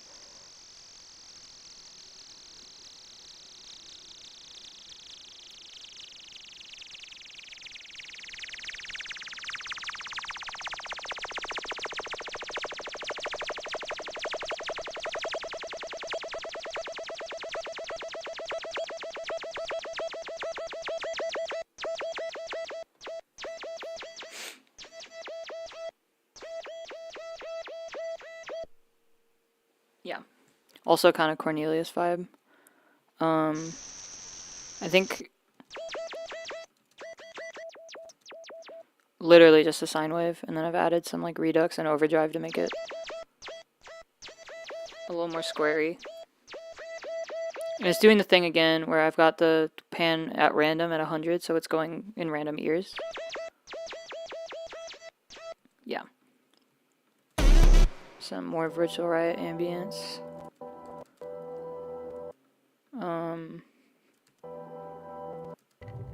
Got this really like unsettling noisia ambience too. It's like a scary drone.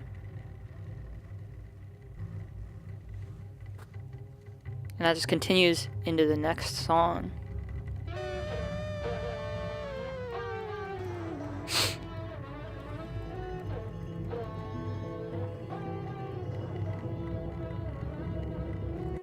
But before we get there, let's talk about the vocals. When I was in school, I stayed away from the warp roots. This is like the second melody I came up with for this part. It used to be so much. It used to be like the I guess I don't understand. Like it used to be that, but for every single line, and it was just really grating on the ears, so I changed it. When I was in school, I stayed away from the warp roots. So we're double tracking yet again for both the verse and the Say chorus. I don't get the hype, but I guess I don't understand. And I've got a delay coming in just on the understands. Guess I don't understand this feeling. Is it eating you up inside? So these are all like different time delays that I'm automating in and out, like right here, just depending on what the line is. Feel a man. Is it gonna keep you alive? Like we got that one. That one's fun. Feel you alive. You alive. Right? Same thing that I was talking about by turning the time down, the pitch goes down too. You alive. Yep. And then this whole, I don't, is this on for the entire thing? Pretty much, yeah. Until the sort of last part, you've got this slap back going on, which is just one delay happening. Talked about it earlier, but that's like how another way of like simulating something in a room. The ROTC kid is with the cheerleading captain. Whatever. Guess I don't Yeah, and then the second time around we add some harmonies. Guess I don't understand this feeling. Is it eating you up inside? Guess I don't understand this feeling. Is it eating you up inside? Yeah. And then the third time around that I sing this chorus, I belt it a little more. Instead of doing the kind of, I guess I don't know. I'm like projecting. I guess I don't understand this. And this helps lead into that kind of explosion at the end. Like, not at the end, just like right after this or whatever. I'm also doing more than one harmony. I guess I don't understand this feeling. Is it eating you up inside? A lot of it's just like, You're still just a little kid. yup. You're still just a little kid. You should. Oh god. Okay, so we've got the aw yeah, we've got the ooh, we've got the yeah yeah yeah yeah, and we've got the yeah. So let's do the aw yeah.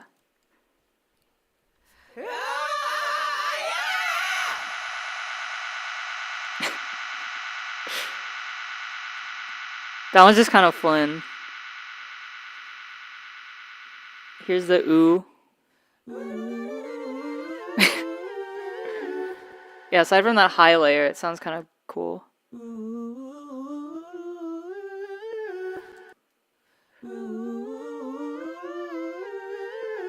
Right? So that's the oohs. What's the yeah yeah yeah yeah?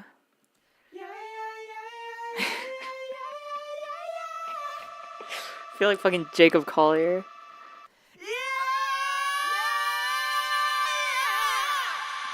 Just literally like silly shit. And then afterwards we have all these like kind of screams. Like these fake screams.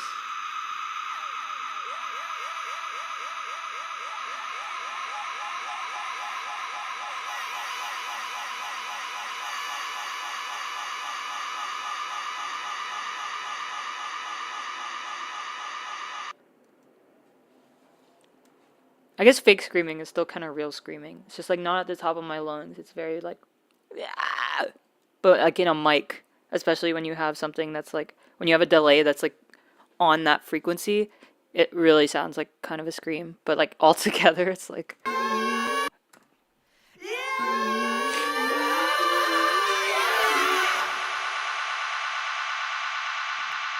yeah.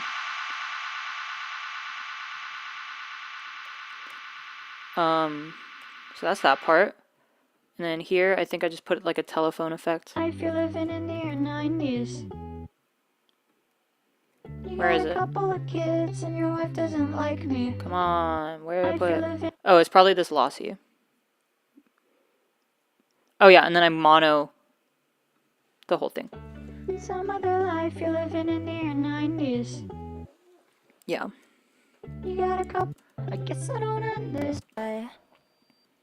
Another song. And then yeah, I have that one vocal line that I'm just.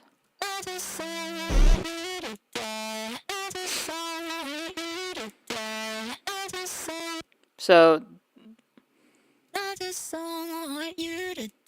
it's just a super like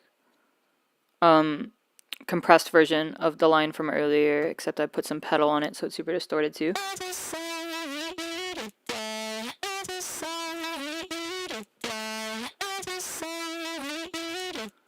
And then this digitalis is running the like skipping CD preset, and I'm just having that like fade in over time, so you get like,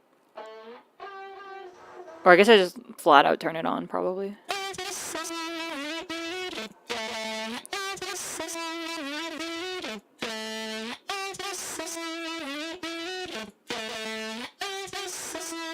And then I wanted that to go over into the horror movie soundtrack as well, like, right? Guess I don't understand. Yeah, okay, so I think that's the, oh, I used to have a,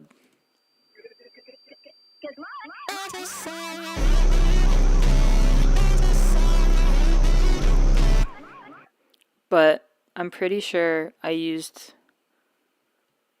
think I might have used the good luck like pretty soon after, so I think I like cut it off.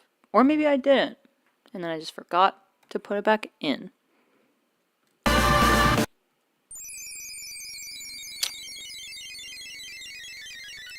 Obvi. Cool. Well, that's Shoot to Kill, Kill Your Darlings. Let's talk about horror movie soundtrack since it's right here.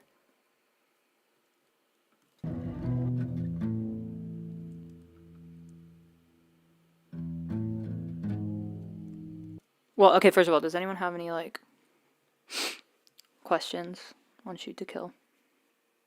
Kill Your Darlings.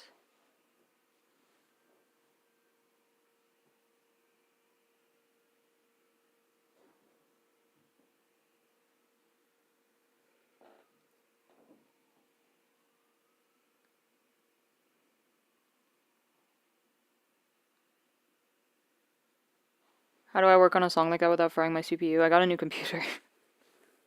Now I got the like silicone, so I'm good. Have I been to the gun range? Yeah. I went recently. You'll find more out about that soon. How do I come up with harmonic lines? I think usually a good rule of thumb is you can always do thirds, just in the scale that you're in.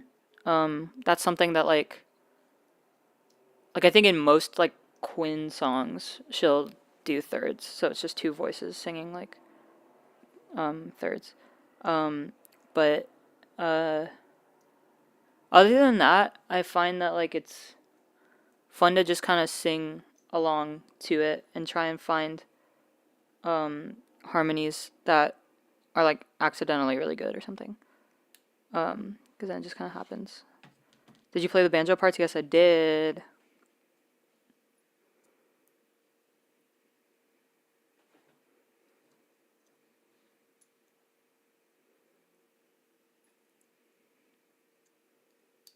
Thoughts on military recruitment and the military industrial complex? That is the song. I put the thoughts in the song.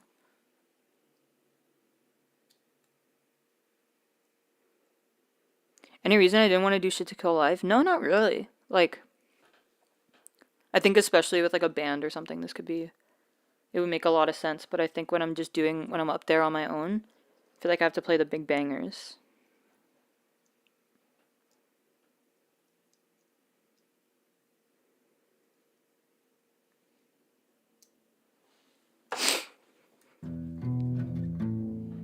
La la la la.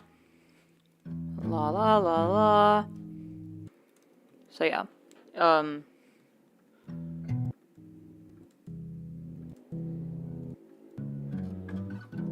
I think this is like I just played the bottom two strings, like the power chords strings. But I think I must have tuned this down to like C or something, because this is pretty low. I think that's a C, but.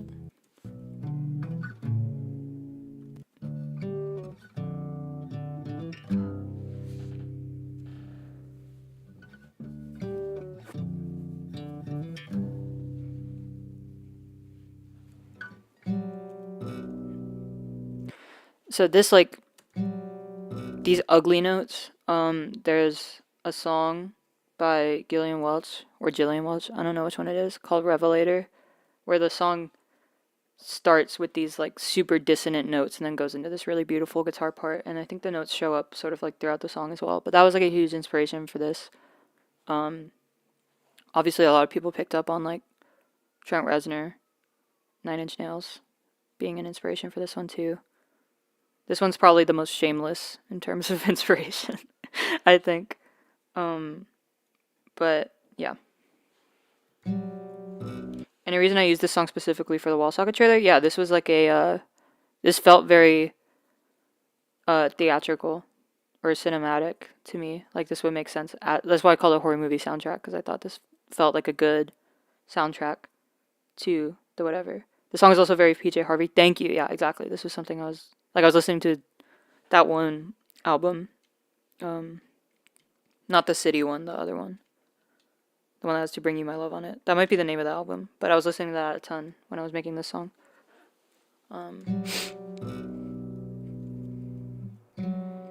Yeah, pretty basic for the acoustic guitar, but then we have this bass come in. And I guess I froze it, but it's very similar to sort of the basses that I was doing earlier. Like it's definitely in Serum, and I put one LFO modulating either the volume of the main oscillator or the low pass filter, and then I'm modulating, and I'm and then I put an LFO on the rate of the first LFO, so that it's going like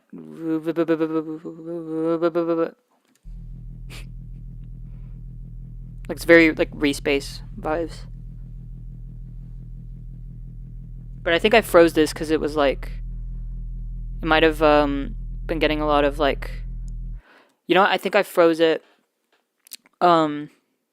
because it had a lot of artifacts and I needed to like RX them, but like I had to declick them, but RX like causes major latency because it's got to like read the audio, and I was getting sick of it. Like I wanted it, when I played back, I wanted it to not have too much latency.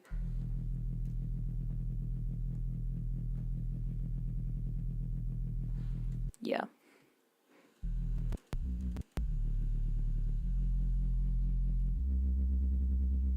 And then it's only one voice, and then I'm doing the sort of like glide in between as well.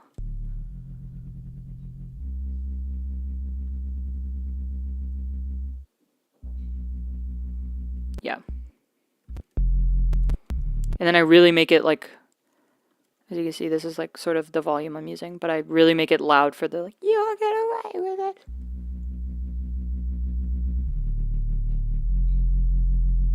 Like now we're there, now we're in it.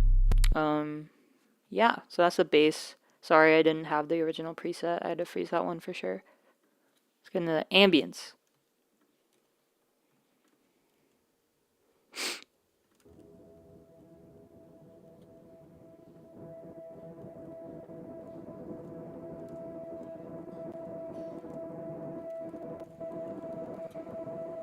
This is the original sound.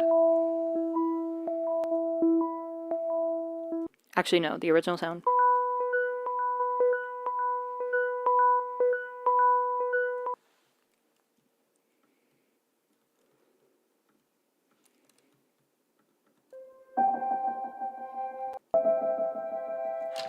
It's just this like notification pack.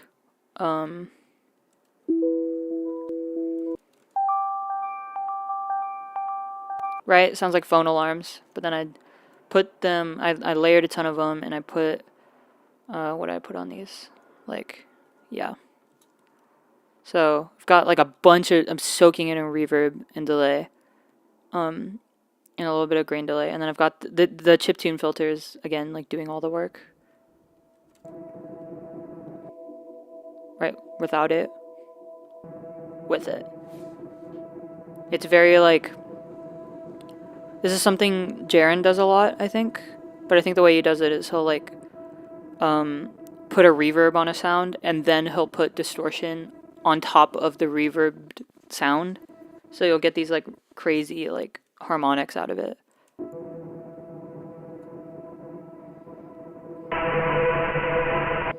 Right? I'm just taming it a lot.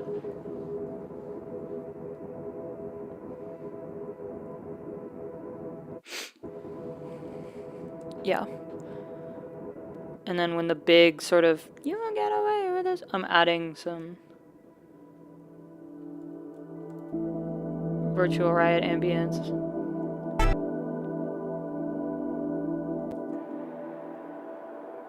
We've got the like violins that I used in Gunk, but I've reversed it. Instead of going up, it's this kind of just wall of like noise, like atonal noise or whatever, and it's super tucked back, so it's like you're not really hearing that much. But yeah, that's the ambience in the track.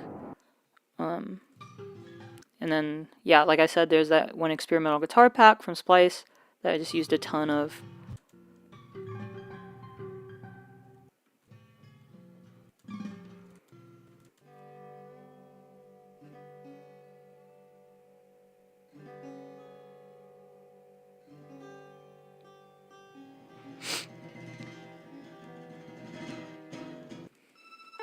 Yeah, and then we get the sort of bigger sounds coming in, like for the you won't get away with this.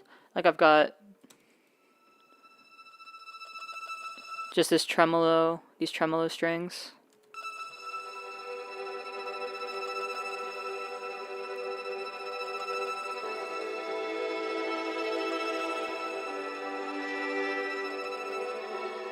But this is my favorite part, this like pedal steel note that I snuck in.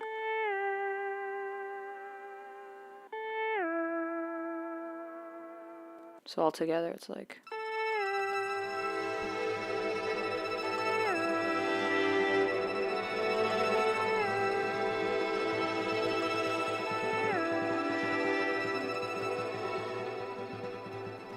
yeah, so that's basically the strings. I put all the experimental guitar stuff just in the strings folder because I consider it a string instrument, like for all intents and purposes. Yeah, I guess we'll get to the vocals then. Good old double tracked. Most of this stuff's gonna be double tracked.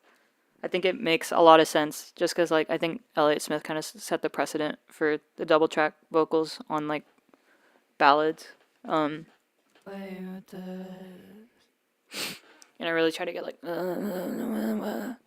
all up like that, super close to the mic for this one.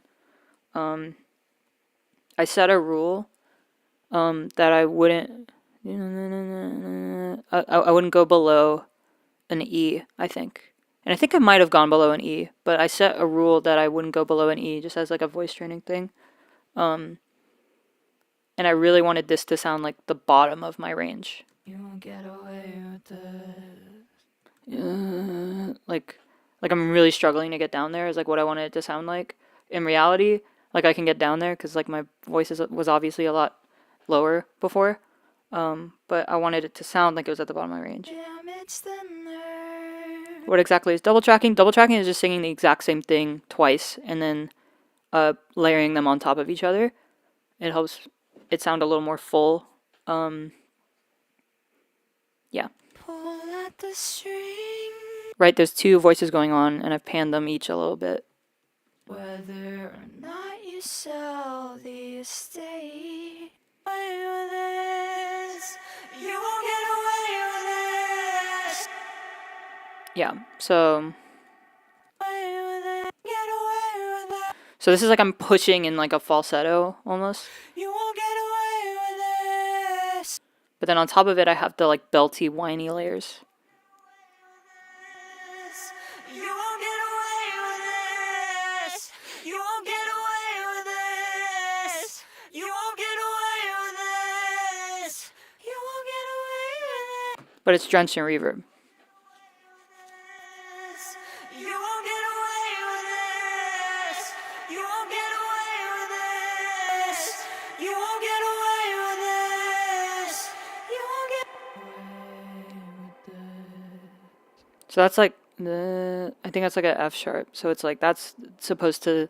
I wanted it to sound coming down here like this was the bottom of my range. You won't get away with the like super strained and shit. But it's all an illusion. And then we have the little part at the end. I felt like it couldn't just like end there, so I added this sort of like super quiet and like outro.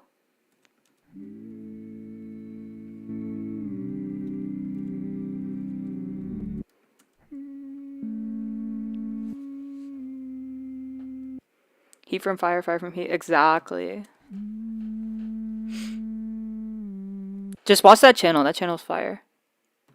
I did like one consultation with them and then I would like just practiced like getting coffee and shit. Oh, this is the lowest I ever get, but it's like a harmony, so I like super hidden. That's an A.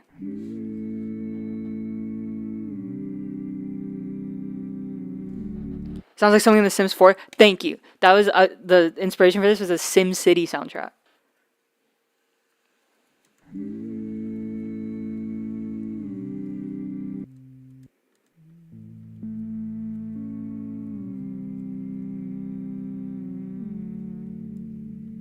If you can believe it. Did I pitch this down? Yeah. I think I sang I couldn't hit the super low like so I just like I hit the note I could hit and then pitched it down. And then pitch it down an octave. And then we've got these like top layers that are doing the main melody for this part.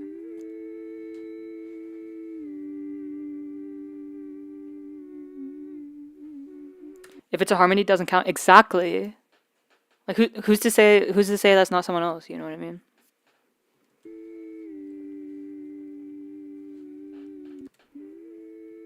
And then we've got these like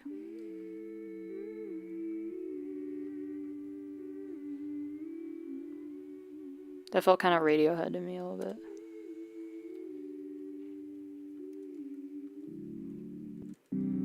So that's how I did the choir. And then I just use Imagero piano, obviously. Just super nice. Did anyone try building Wallsocket in SimCity? I tried to build Wallsocket in SimCity. I tried to build it in City Skylines and I like fit. I don't know how to do that shit.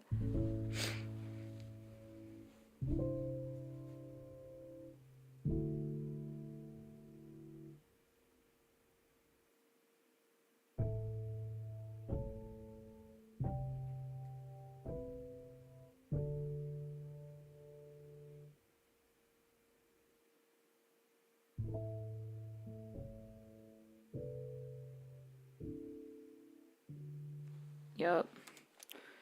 And then we are rudely woken up and we go to Old Money Bitch.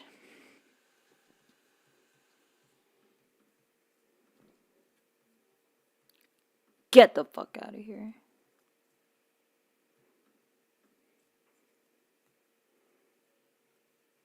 I've got some demos to show you.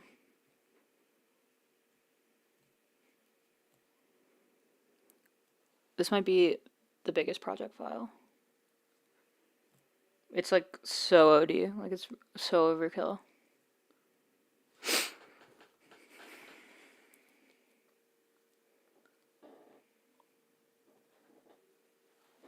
Oh my god.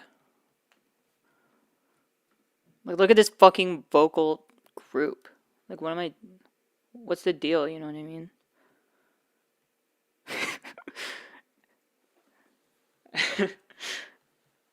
Alright, okay, so this is the demo. No, I can't help but to hear an exchanging of words. What a beautiful wedding. What a beautiful wedding. Says a bridesmaid to a wedding. Wait, but okay, but the bridge is kind of crazy. Boys in action now. Better to face these kinds of things with a sense of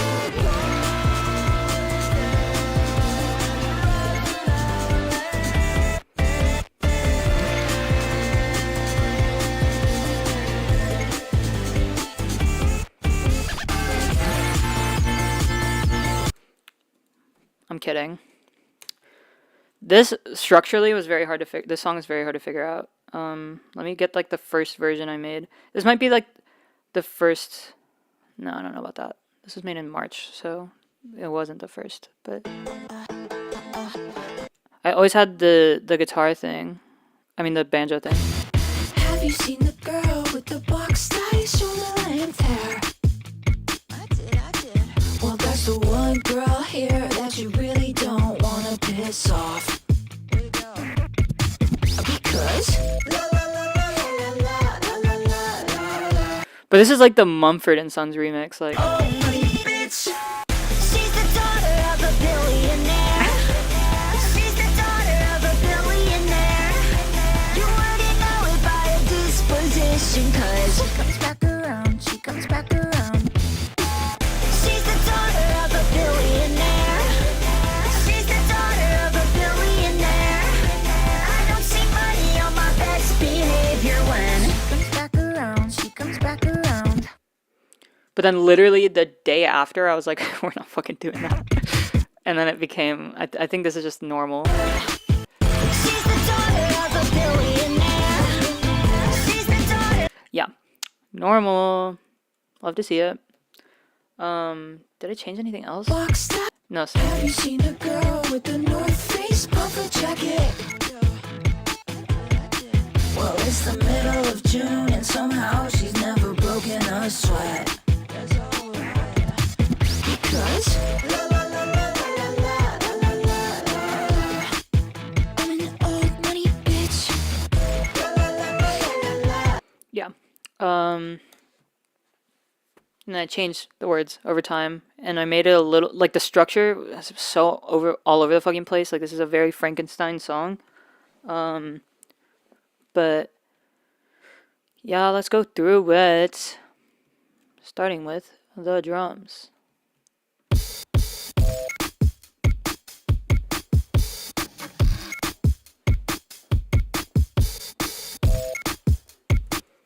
So, just got these basic, like, I have a lot of different like, there's two kicks, I think. Two different kicks.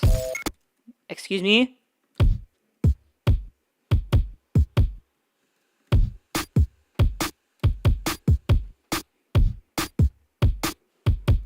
Just super layered.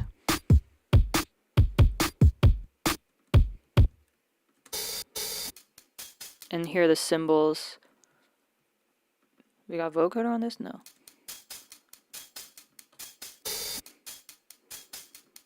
Oh, it's because we have vocoder over all of the drums.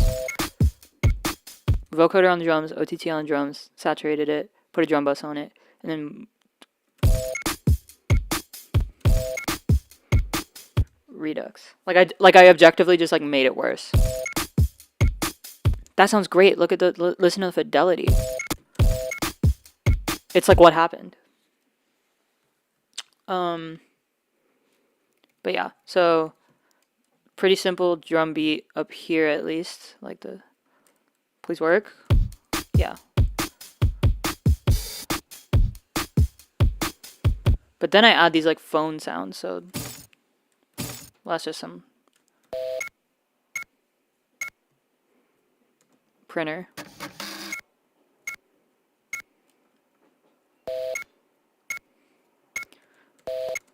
Because I find it like the phone sound is like the ringing sound is like a major third kind of.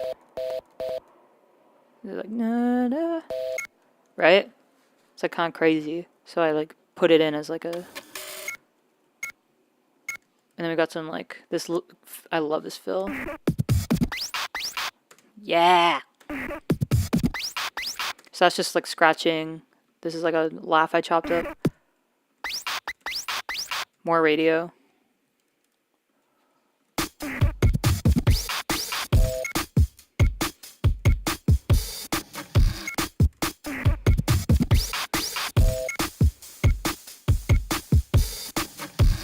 A little ride. And then that goes for the chorus. Oh yeah, okay.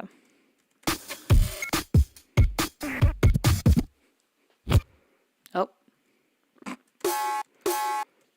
That's a good old Sylvier snare from an old pack of hers. So we've added a break. So yeah, like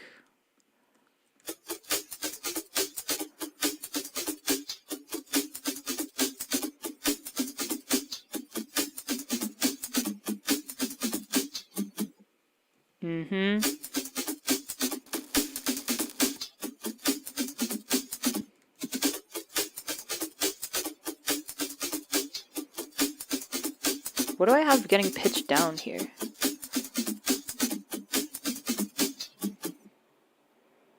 Because this Digitalis is just doing the YouTube to MP3 thing, but like...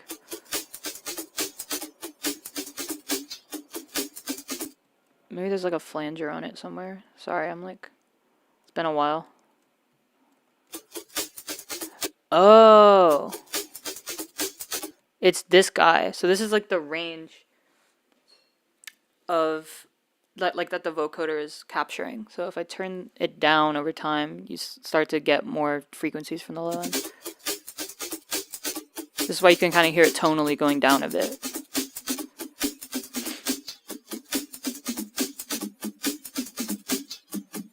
Yeah. So then all together, it's like...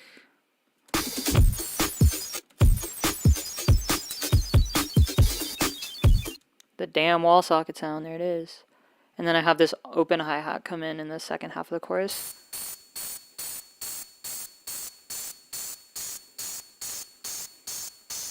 This is also going down in pitch over time with a shifter.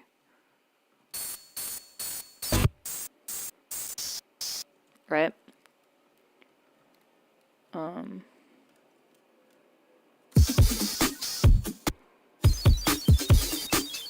And we've got these big hits. Breath, super vocoded, super reduxed. This is from... I'm not... Yeah, don't worry about it. This is the thing I was talking about, I think I did in Cops and Robbers, where I'm taking, instead of just the pure, like... Right? We've all heard it. I'm, like, taking an LFO, mapping it to the coarse pitch within a certain tiny range, and then setting this to random, so it's like...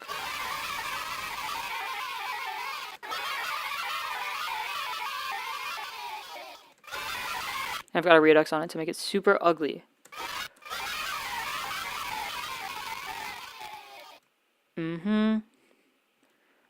Yeah, and then in the bridge, we get the claps, Avi.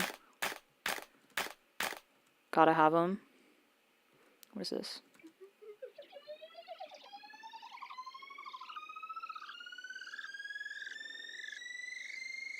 That's a cool sound. Jesus Christ. Okay.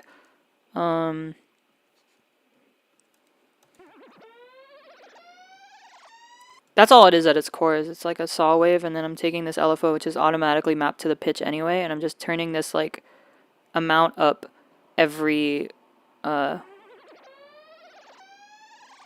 I guess the rate's changing, so, like, right? Hi, Umru. Except I put a vocoder, and then some OTT.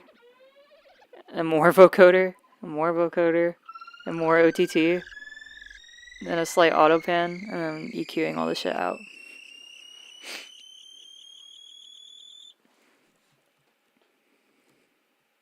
What is this? More silverizers. This is before the, like, 1, 2, 3. Speaking of.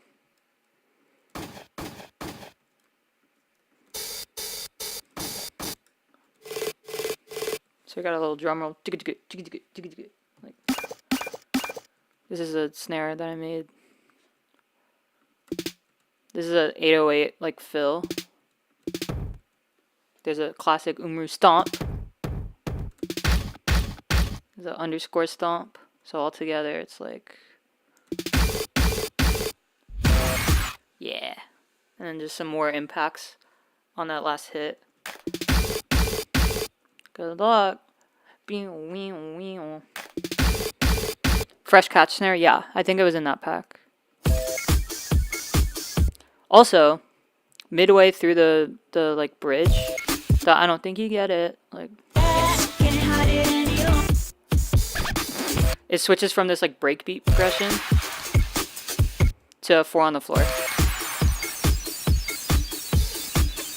Because I wanted this end section to be 4 on the floor. So now we're just stuck there until like the last. She goes back around. She goes back around. Okay. So that's the drums pretty much. I think, unless I missed anything. I probably missed something because there's so many stupid fucking tracks in here that aren't even being like used barely. But I'm just gonna move on. We've got a full sidechain folder this time because everything eventually gets sidechained when we get to the like 4 on the floor. Right?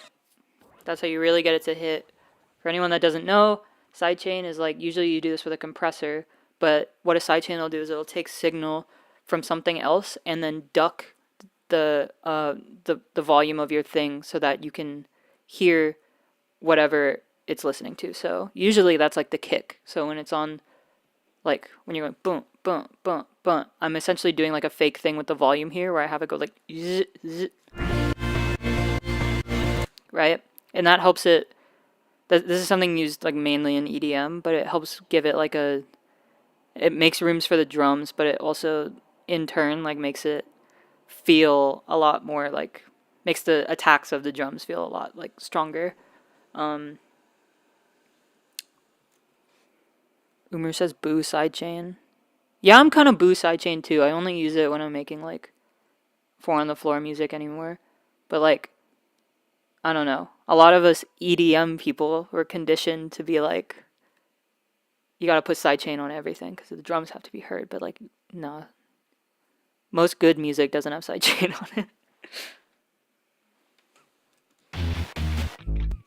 So let's talk about the bass, I guess.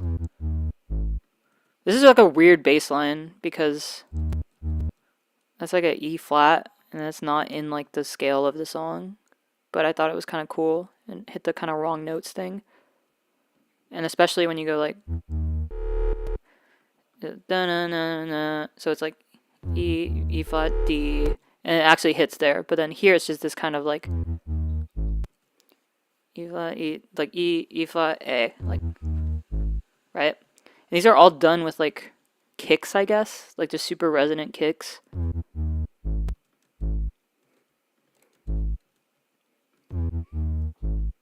But yeah, sorry I'm getting nerdy.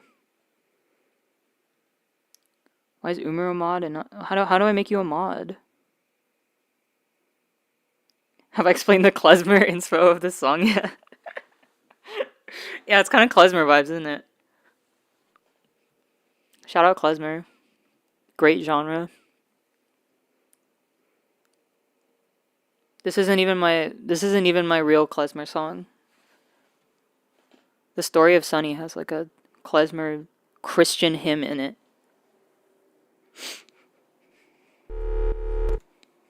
So yeah, the main bass hits only show up for like a little bit, and then it's just kind of drums. Student athlete, but she's never played. Right? Like no bass. And then, CBS, but her daddy's on the board. no bass at all until we get to the la la la la la la la. This is the same thing where I'm harmonizing the bass line by putting it in the exact same MIDI. So like before,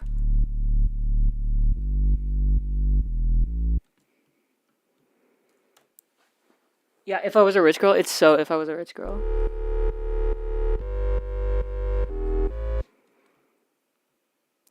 And then when you distort these two, like when you play these on top of each other and there's a saturator, it's gonna give you weird, like there's some notes in there that I'm not, you know, playing, but it gives like these cool new harmonics.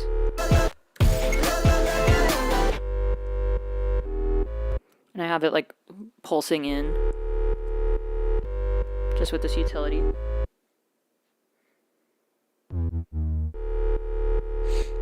I gotta right click. I'm on mobile.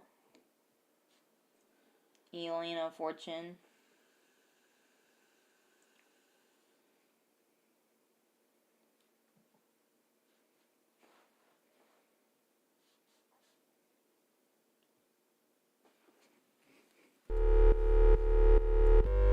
Yeah. And then this is literally like someone did a Carpool did a video in that one like MIDI program for this song. I was super honored.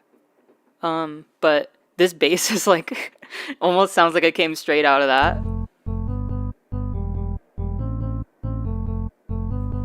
It's literally like sound font vibe. I think it's just some pluck I found on Freesound.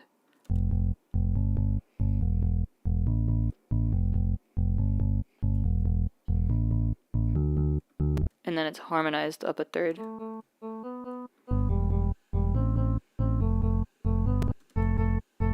And then again, like up an octave with some extra notes.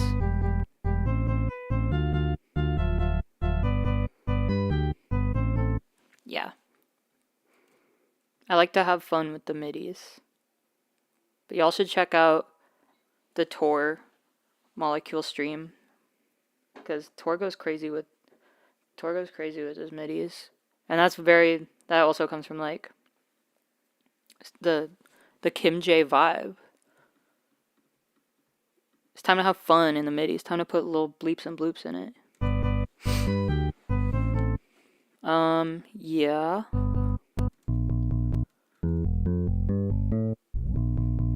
Yeah. And I've got this shifter, so it goes like whoop. This is also on like some other groups that I think we're gonna go into.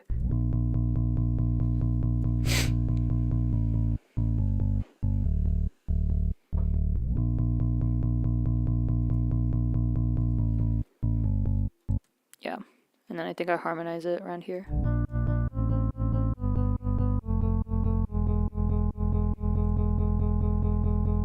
Yeah. Same shit. So that's the bass. Let's do the leads. Some underscore shit, for real.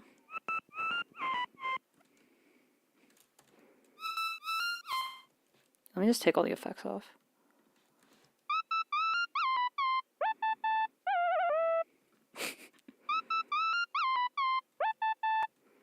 Yeah. Classic. So we've got this kind of like fake sidechain thing going on. And then I've got the MIDI so that it's like doing these weird like bends.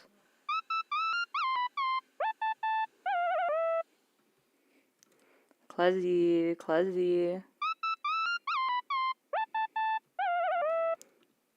Got some noise. Little reverb, because then what I wanted to do is I want to add reverb, and then I wanted to put this like reduce ambience thing on it to see if it generated something gross.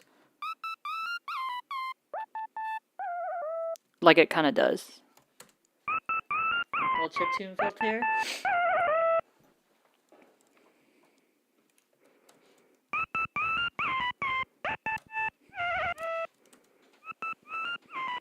There we go. And then I have this like harmony line with the same preset, just like a little bit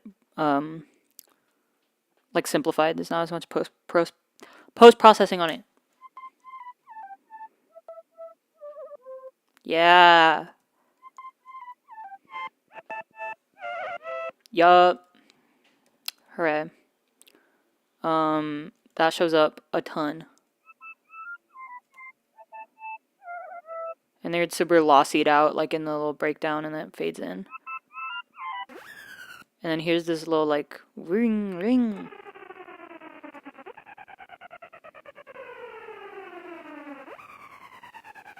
Same kind of Alvin Risk laser thing.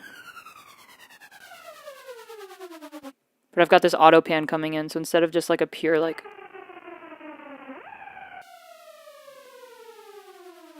it's at 1/16, so it's going like to the beat.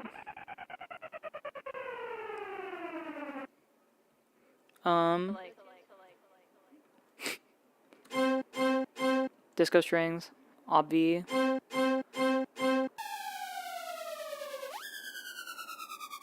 Yeah. I don't know if that was supposed to be there. Anyway, guitar time.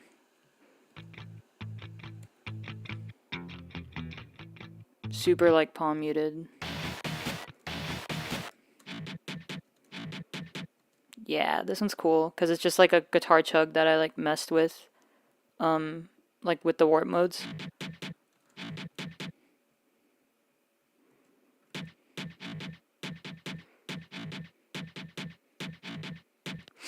That just helps add some like helps add some attack to like the rhythm of the guitar. I love the way this sounds, but this is like, yeah, this is the vocoder. I think that's why Wes was doing it. Hello. Yeah. Yeah. That's not even doing anything. Okay, well, it starts to do stuff there. So I guess I just had copied it over. But yeah, this is the basic, like, for the first half of the verse, it's just that. And then you start adding more. And then you have this descending thing that I just soloed.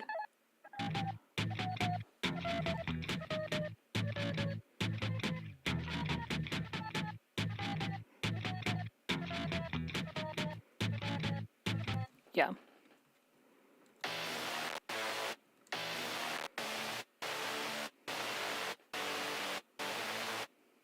Right?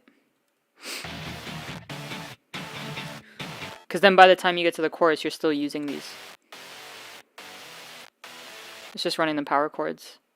But yeah, and then the chorus, we're using the super pretty guitars. This is my favorite part of the song.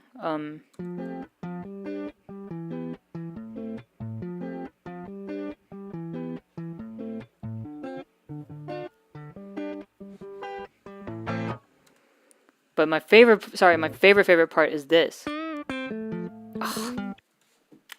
Because this is like, glamorous. This is like, for the people that don't know, I think Glamorous by Fergie is the saddest song I've ever heard in my life. And a lot of people want to disagree with me. They want to say, like, no, what are you talking about? That's ridiculous. But I think it's one of the most, like, melancholy songs I've heard in my life. And it's because, like, a huge portion of that is there's this, like, guitar thing. Like, this guitar plucked thing in the chorus. Please elaborate. It's just like we're at the top, but then it's like what's left, you know what I mean? And then he brings on Ludacris, and he's just he's not tapped into what like we're talking about in the song. He's talking about like, first I get some more lettuce to support your shoe fetish, and he's just like he's kind of lost the plot a little bit. And then in the last like bridge, like Fergie's all like just talking about like he let his daughter know, you know what I mean? It's just so sad. And I resent Jack Harlow. He made that song like wallpaper.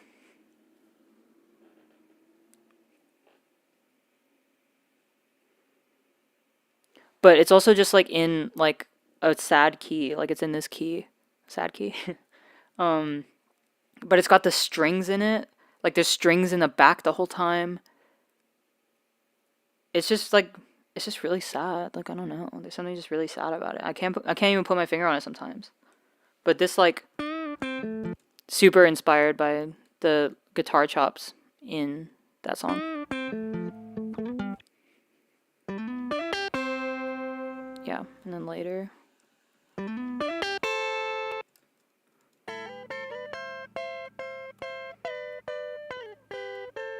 Yeah. So all together, it's like.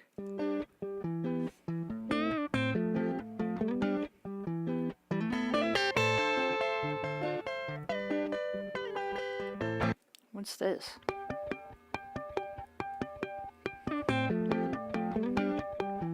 I guess I just took it out because we didn't need it, but yeah. This is my favorite part of the song, is like these guitar parts.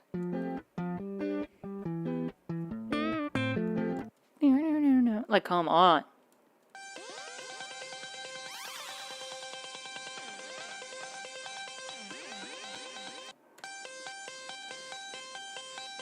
So this is me just playing the like one note. There's me playing fifths, but like one note at a time. So like one note in the left ear, one note in the right.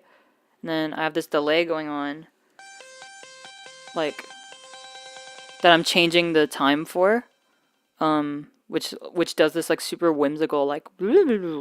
That's a big theme with like what I do delays for, is I like try and have it affect the pitch of the thing sometimes. Okay, 1975. Exactly, that's what I'm saying. Like if you watch this.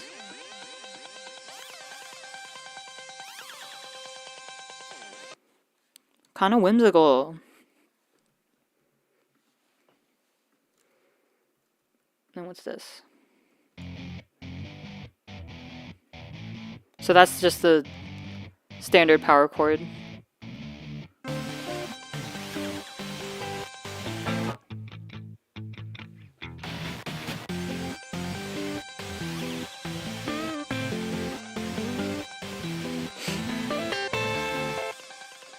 Yeah, exactly. Like your clothes reference. Exactly. Like this is like to some people the your clothes reference is like 1975 reference, or it's like Gabby Star reference, or it's like Phoenix reference.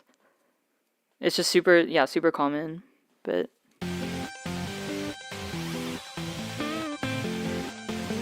low-key country. Thank you.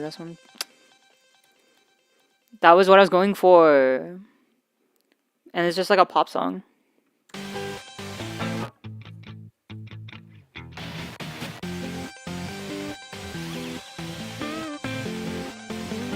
What other guitars do we got? Oh god. There's so many layers.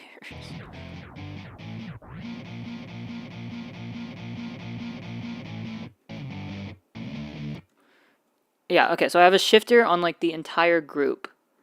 So that's what's doing the like tape stop kind of effect. Right? So I've got the same power chords. I've got this really high layer that I did with the Woolly Mammoth that I think is just there to provide some high end. I've got a super nice like blissed out chord.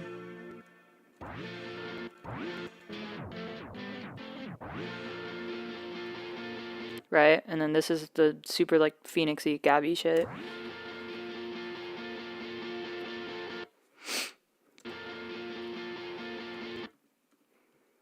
And I've got... That's just in the guitar thing because I didn't know where else to put it. But...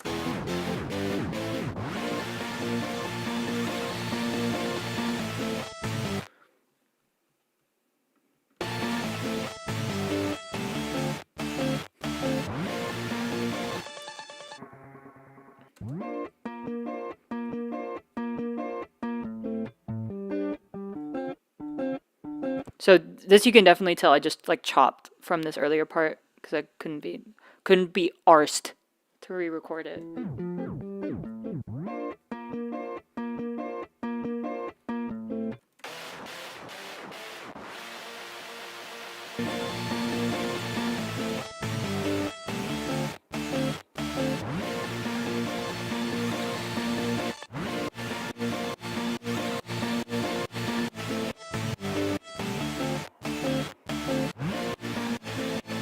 Is there any other guitar thing?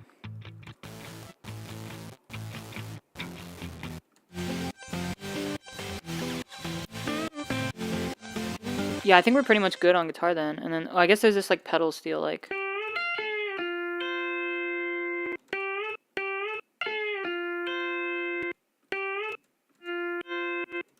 So with the. Yeah. Where's the like lead though? Oh, it's here. To see all the things. This is a guitar. A lot of people are saying it's a synth solo. This is the guitar. It's just like because I'm using the Woolly Mammoth, which is like the pedal I have. It's like a fuzz pedal, turns it any input essentially into like a square wave, so it sounds like a synth, but it's just a guitar solo.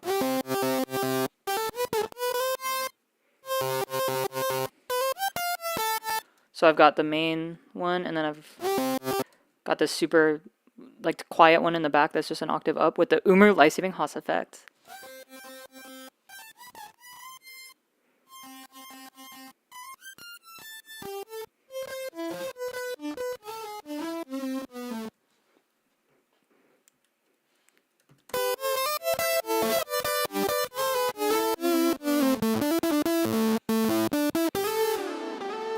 Umur hates that I use the Umur life-saving Haas effect. Abandon the damn effect. No, I literally when I got a new computer, I didn't have it, and then I like as I was going through the project files, I was like, oh my god, there it is, and now it's in my user library.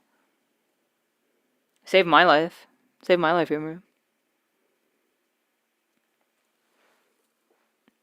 Disconnected paperboard nerds, you literally get it. You literally get it. I'm super proud of the harmony there too, because I think it sounds fine without.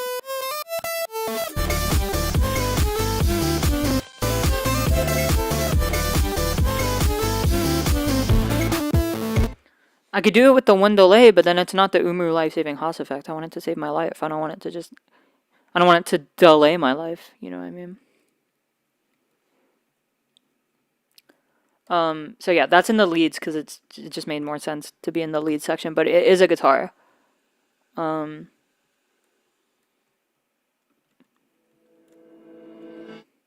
That's the same thing where I just take the thing, reverb it, reverse it. But here's the piece de resistance. Taunts.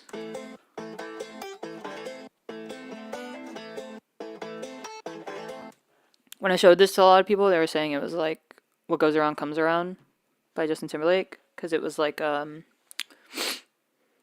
think they use like a sitar or some sort of like South Asian instrument for that one. But this one's just a good old American banjo. And it's the centerpiece of the whole song, in my opinion. This is what makes the song go round.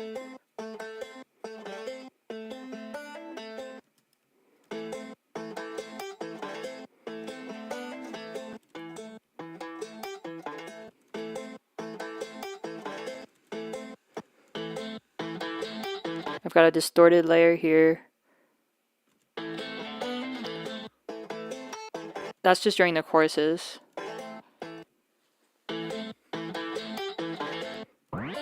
And then I pitch it up when the key changes.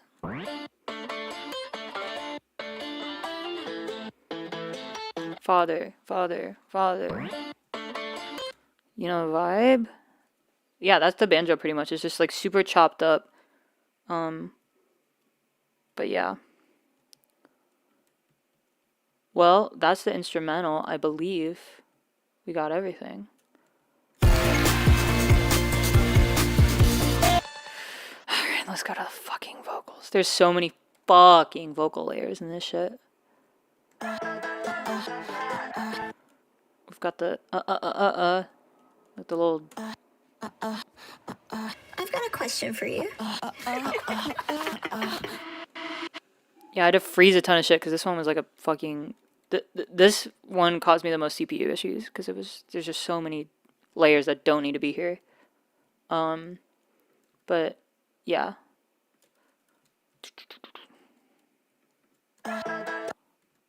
See that girl against the wall with her head turned down. So there's one main vocal here, and then I've got like a whisper layer. See that girl against the wall. It's kind of funny hearing it on its own, but the purpose of doing a whisper layer is to like add more emphasis to the consonants so that people can, you know, tell what you're saying a bit more. It's like enunciating. See that girl against the wall with her head turned down. And then I've got like a See that- chopped.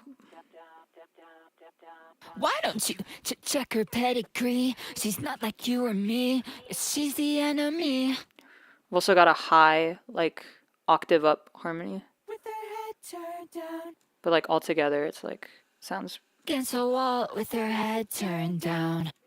She's the enemy. And it sings a different note there. I've also got this like You or me. She's the enemy. yeah, and I've got the let's see. And then we're using the same thing for the second verse as well.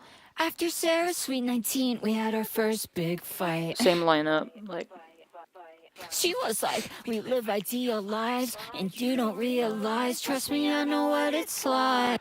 something that I realized because I was working on new stuff with Rodney Chrome, and I was like vocal producing him, and he was like I keep every chance I get, I'll always do the like, what a time to be alive. Like I'll always do that like interval in everything I do. Like We live ideal lives, and you don't realize. like every chance I get. You don't realize. What a time to be alive. Trust me, I know what it's like. That's cool. You don't realize. Trust me, I know what it's like. Yeah. So what is that? It's like Trust me, I know what it's like. Trust me, I know what it's like. yeah. Lies, trust me, I know what it's like. Lies, trust me, I know what it's like. Whatever. Head to toe in second. Yeah, and then we get to the na na na na na na na na. An athlete, but she's never. And these are An harmonized the entire time. athlete, but she's never played a sport. So that's original. Her parents had a 7-figure wedding and divorce. An athlete, but she's never. Athlete, but she's never played a sport. 7-figure wedding and divorce. So that's just thirds harmony wise. And then I've got this it's gotta be. It's gotta be. It's gotta be. It's gotta be. Yeah. 'Cause she's an old money bitch.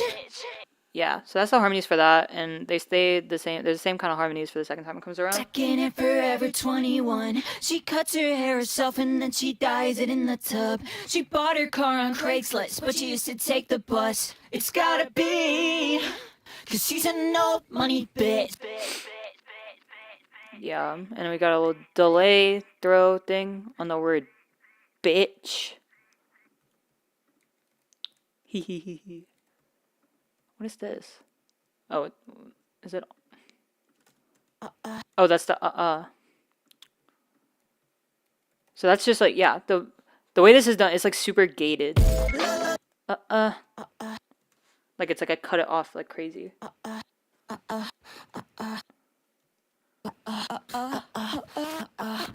Yeah, and then this gets more reduxed over time. It's sorry it's frozen. It's just like this.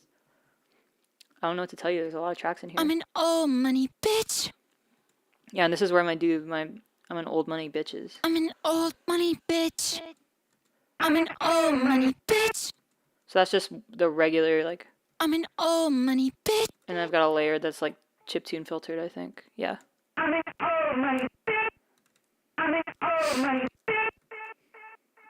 I'm an old money bitch. And then in the second time it comes around, I like, I do a take that's like, I like belt it. I'm an old.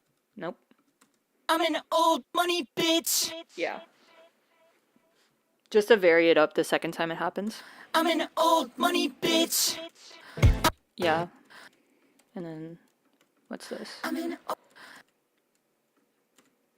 old money bitch. I'm an old money bitch. I'm an old money bitch. Yup. Okay, this fucking la la la la la. There's so many parts in here that are like you can't even hear I don't know what I was doing. This is the main one. So no harmonies there, except it's just kind of like one. There's one an octave up and there's one an octave down. La la la la la la la. But then there's this, which is just like, why do we need that? And I tried to sing it like, this is the silliest singing I think I've done on the project, because I was trying to get some like I was trying to be really silly with like the way I was like singing things so that it sounded like different voices. I was trying to do it like fucking Tomboy by G Idol.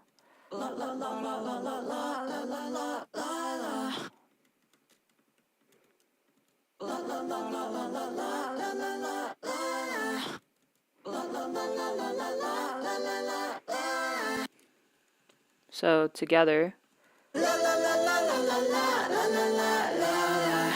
Yeah. And we got the oohs that are sidechained.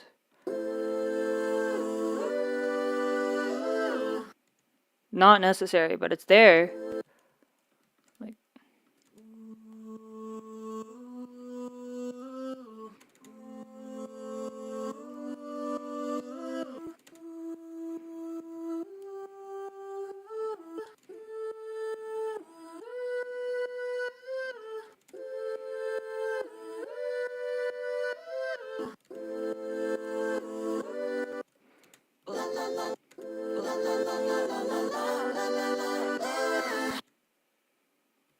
And then lastly,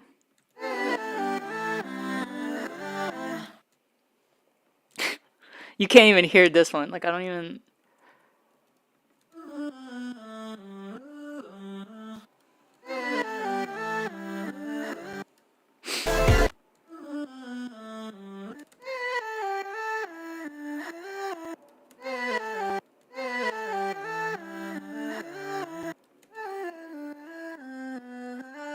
Oh, and this is the one where it goes like, eh. Like, and I think I turned the formant up even so that the would like pop out a little more.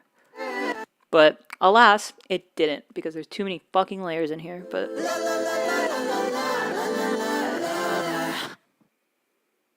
like, why? But I wasn't gonna delete any of them, so. Oh yeah, this one's fun too. This was like la la la la la la.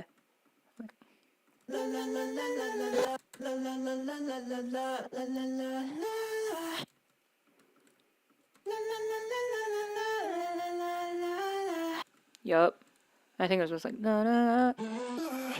Whoa. That's cool.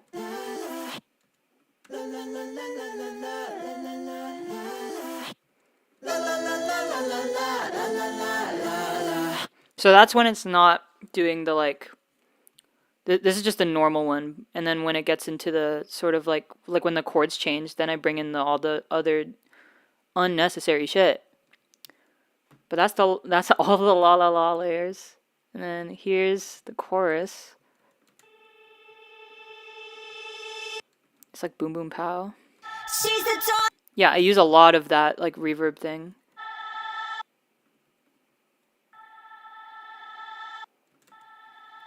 I think it helps like announce it a little more. She's the daughter of a billionaire. She's the daughter of a billionaire. You wouldn't know it by. Yeah. So this is just double tracked. She's the daughter of a billionaire.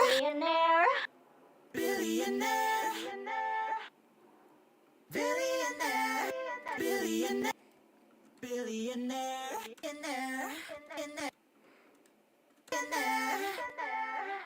Like, okay, just because like there's so many vocal layers, but this is like, this was so fun. Like, this is like my one of my favorite things to do is just add a bunch of silly harmonies.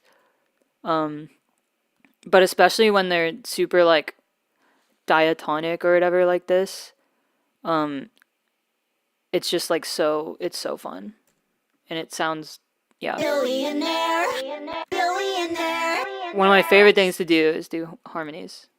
Cause And this is definitely like iPhone vocal here. comes back around, she comes back around. So it sounds kind of bad, but whatever. I thought that was like a cool way to differ from these like vocals up here and then the solo vocal. She comes back around, she comes back around. She's the daughter of a Yeah, and we have the high like. She's the daughter of a billionaire. She's the daughter of a billionaire. I don't get money on my best behavior when. Yeah, the original lyrics like it was like I don't see money or something, which like doesn't make any sense. It was just like a placeholder because I knew I wanted it to sound like have those kind of vowels, which is why it went the why don't we all be like it's kind of similar like but I didn't re-record the harmonies because I was just like, well, like no one's gonna fucking hear it when I'm saying in the harmonies. They're gonna hear what I'm saying in the lead. Money on my best behavior when. Yeah. Money on my best behavior when. Money on my best behavior when. This is the thing that I was talking about with locals, the sort of like Caroline Polachek I Believe thing is where you make your own scale in whatever autotune you're using and you limit it to just like one note. So I think whatever I'm singing here is in between the two notes, like kind of equally. So it's forced to jump like a ridiculous, it's forced to jump to this like ridiculous point or whatever because that's all you're giving it. But yeah, altogether like. She's the daughter of a billionaire. She's the daughter of a billionaire. Why don't we all be on our best behavior when she comes back? Yeah, one note scale. So it's just like the only note it can correct to is A or whatever in this song. So then I sing it somewhere in the middle, right? And then it's going to jump between the two octaves because that's all it can do. She comes back around, she comes back around. Where's back it up? Back around. Stick around. Yeah, back around. Back around. Shout out. Bridge time. Yeah, so this is just like I'm taking the first and then I'm just like panning it like crazy and fading the volume in on it. I don't think you get it. She gets it from her father. So double track vocals and then just this tiny harmony She gets it from her father. in low voice. Oops. She gets it from her father. Longer. And then later we get a harmony on the I don't think you get it I don't think you get it. of me fucking screaming at the top of my lungs. I don't think you get it. Like what's going on? Sounds really bad, but in the context of everything, it sounds fine.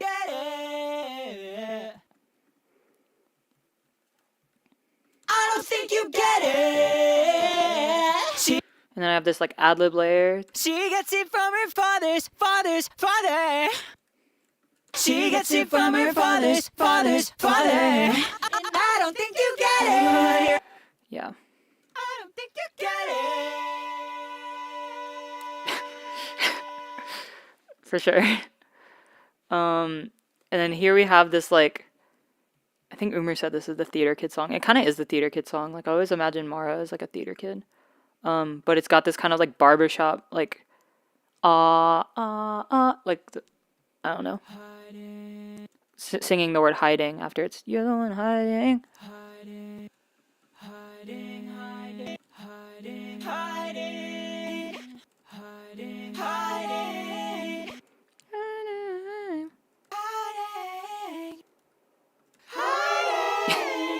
That sounds really bad. Whatever.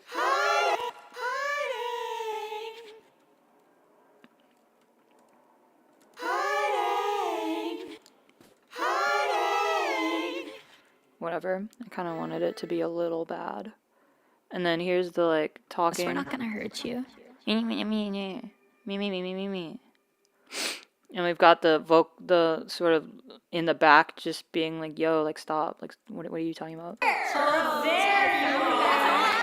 So it helps like make it kind of hectic. We've got the reverse for the 1 2 3. Mitch Grassy vibe, yeah, like low key. Yeah, Pentatonics was probably my roughest phase. That was the most theater kid I had ever been, I think.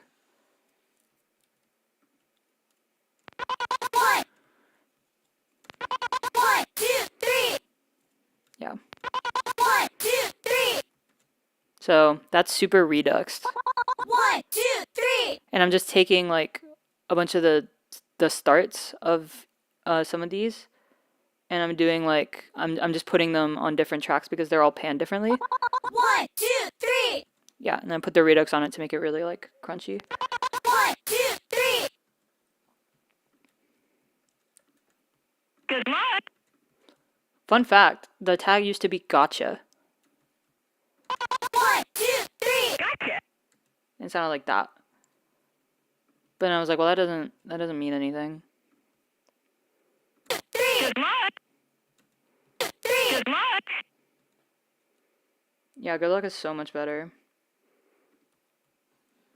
But it used to be like 1 2 3. Gotcha. 1 2 3. Good luck. yeah. But gotcha doesn't make gotcha was just something I said because it like made sense for this song, because this is like imagining where like the witch hunt is happening essentially. Yeah, exactly. It's good for this song, and I tried to put it in other songs, and I was like, no. And then I had gotcha for a while, but good luck had already become a thing, so I just like replaced it. But I think gotcha hits a little harder in this drop because it's like rhythmically. 1 2 3. Gotcha. You know what I mean? But 1 2 3. Good luck. because you can't really hear the good because it's getting, the 3 is on top of it. 1 2 3. Good luck. But yeah, and then what else we got? We're almost done. She's the daughter of a billion. Yeah, we've been there. She comes back around, she comes back around, she comes back around, she comes back around, she comes back around, she comes back around, she comes back around, she comes back around, she comes back around. So that's just using a digitalis. I wish I could probably unfreeze this. What's going on here? Where's my mouse? Yeah. She comes back around, she comes back around, she comes back around, she comes back around, she comes back around, she comes back around, she comes back around, she comes back around. Yeah, so I think I'm just fucking with the like corruption section of that. But it's literally just repeating the exact same audio like over and over again. It creates this like kind of cool polyrhythmic thing.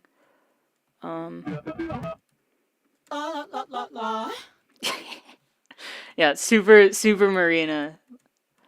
La la la la la. So together it's like, I'm an all money bitch. yep.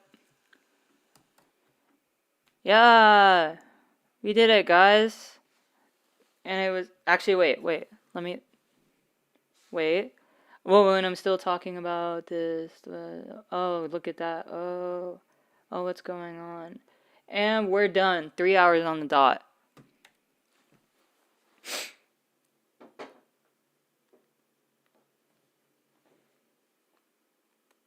We can call that a sub 3. Yeah, because of the beginning part. Okay, so we've done sub 3 like the past 2 days. That's pretty good. Dubstep drop in 10 minutes now. Oh shit. Okay. Get out of here. Okay, where's my phone? Oh, I'm using it to watch the stream. Chat. Clock. Timer. 10 minutes. Oh my god, I don't know if I'm ready. Like, I'm not, like, prepared.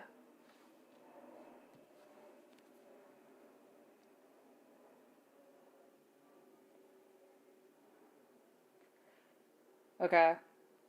If this sucks, I'm gonna try again tomorrow. That's what I'm doing.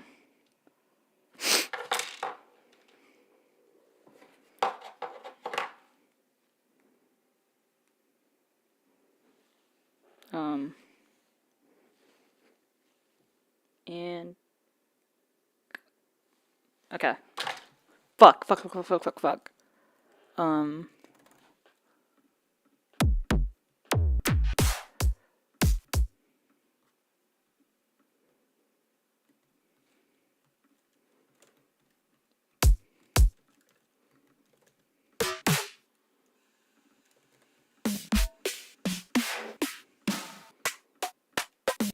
How did he even talk during this? Like,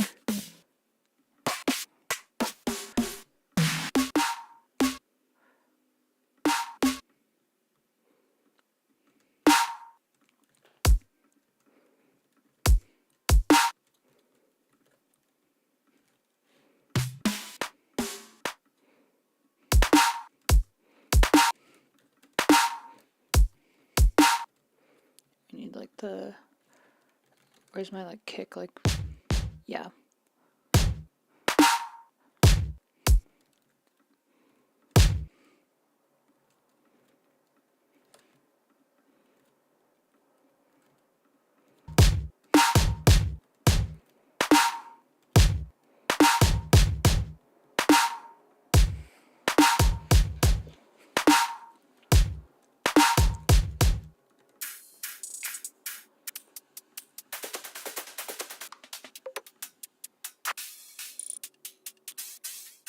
Come on, man. Yeah.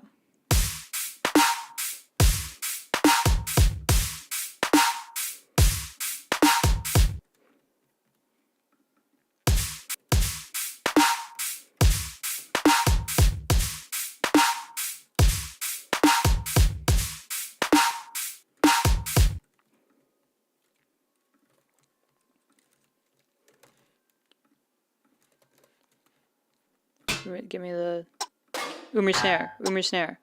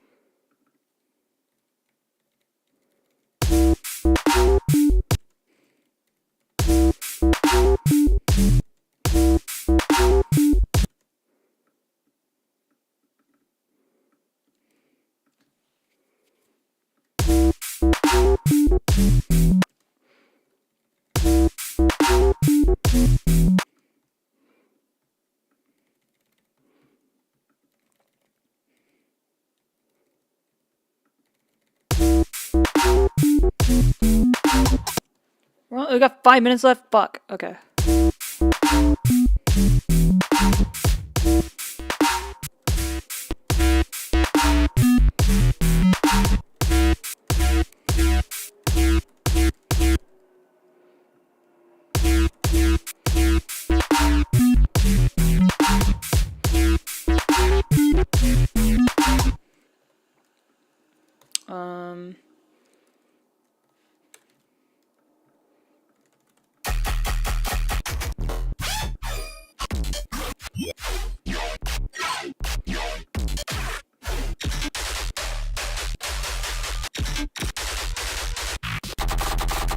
Come on.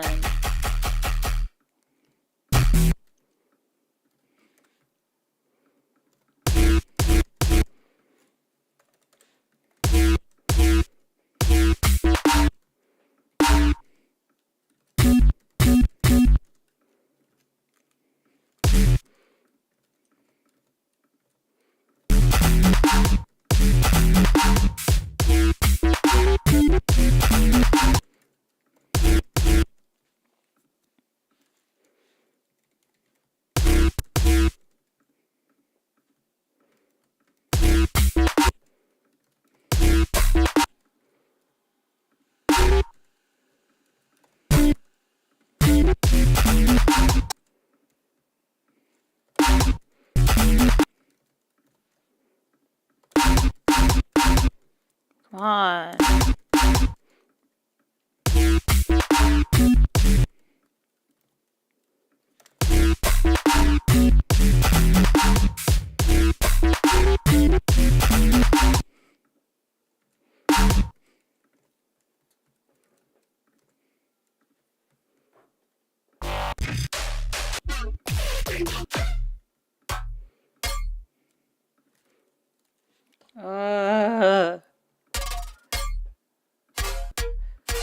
Sorry for using samples.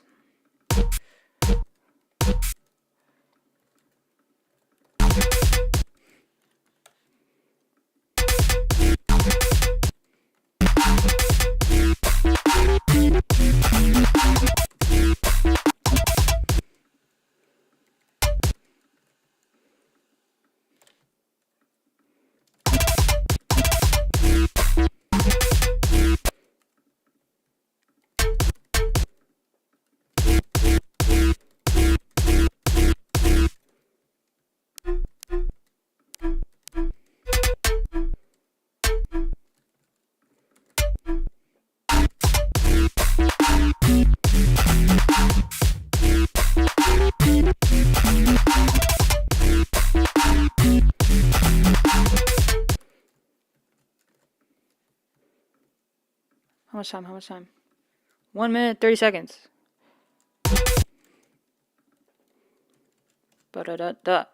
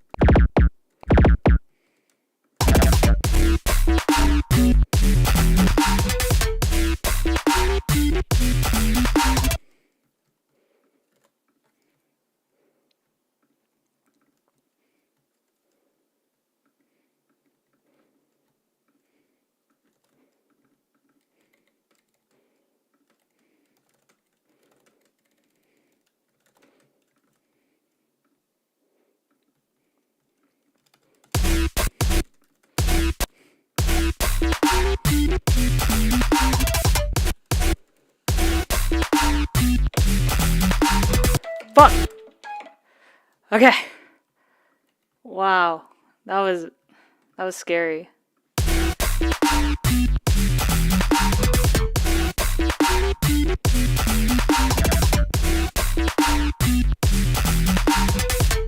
Fuck. Okay, I'm gonna fix a couple things.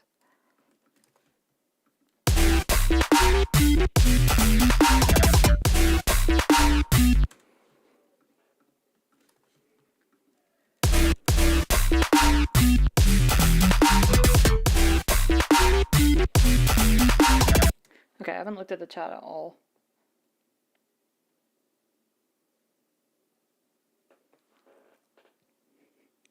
But I ended it. Yeah, sorry. I don't know if you guys heard the timer. It ended a while ago, but yeah.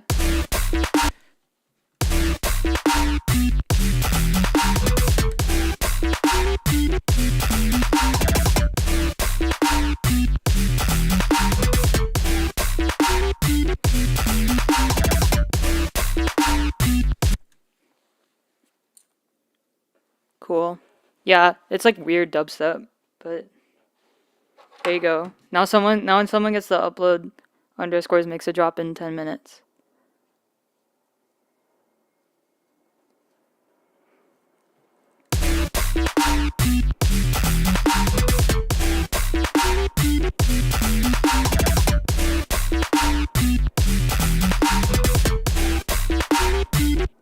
Yeah, wait, I grant the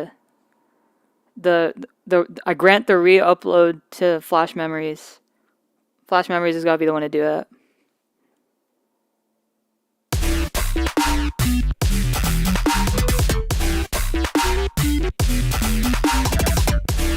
Yeah, we should get virtual right to upload it. Hell yeah. Well, that's fun.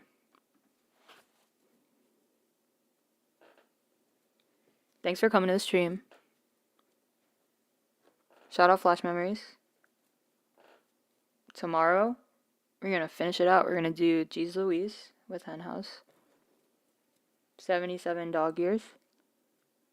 Uncanny Long Arms with Jane Remover. And Good Luck Final Girl.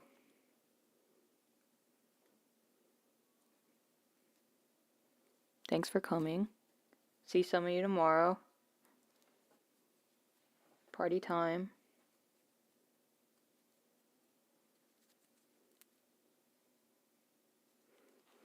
Oh, I don't think Hen House and Jane are gonna be on the stream. But I'm gonna go through the project files regardless. Alright. Have a good night or day or afternoon to all of you. I will see you later.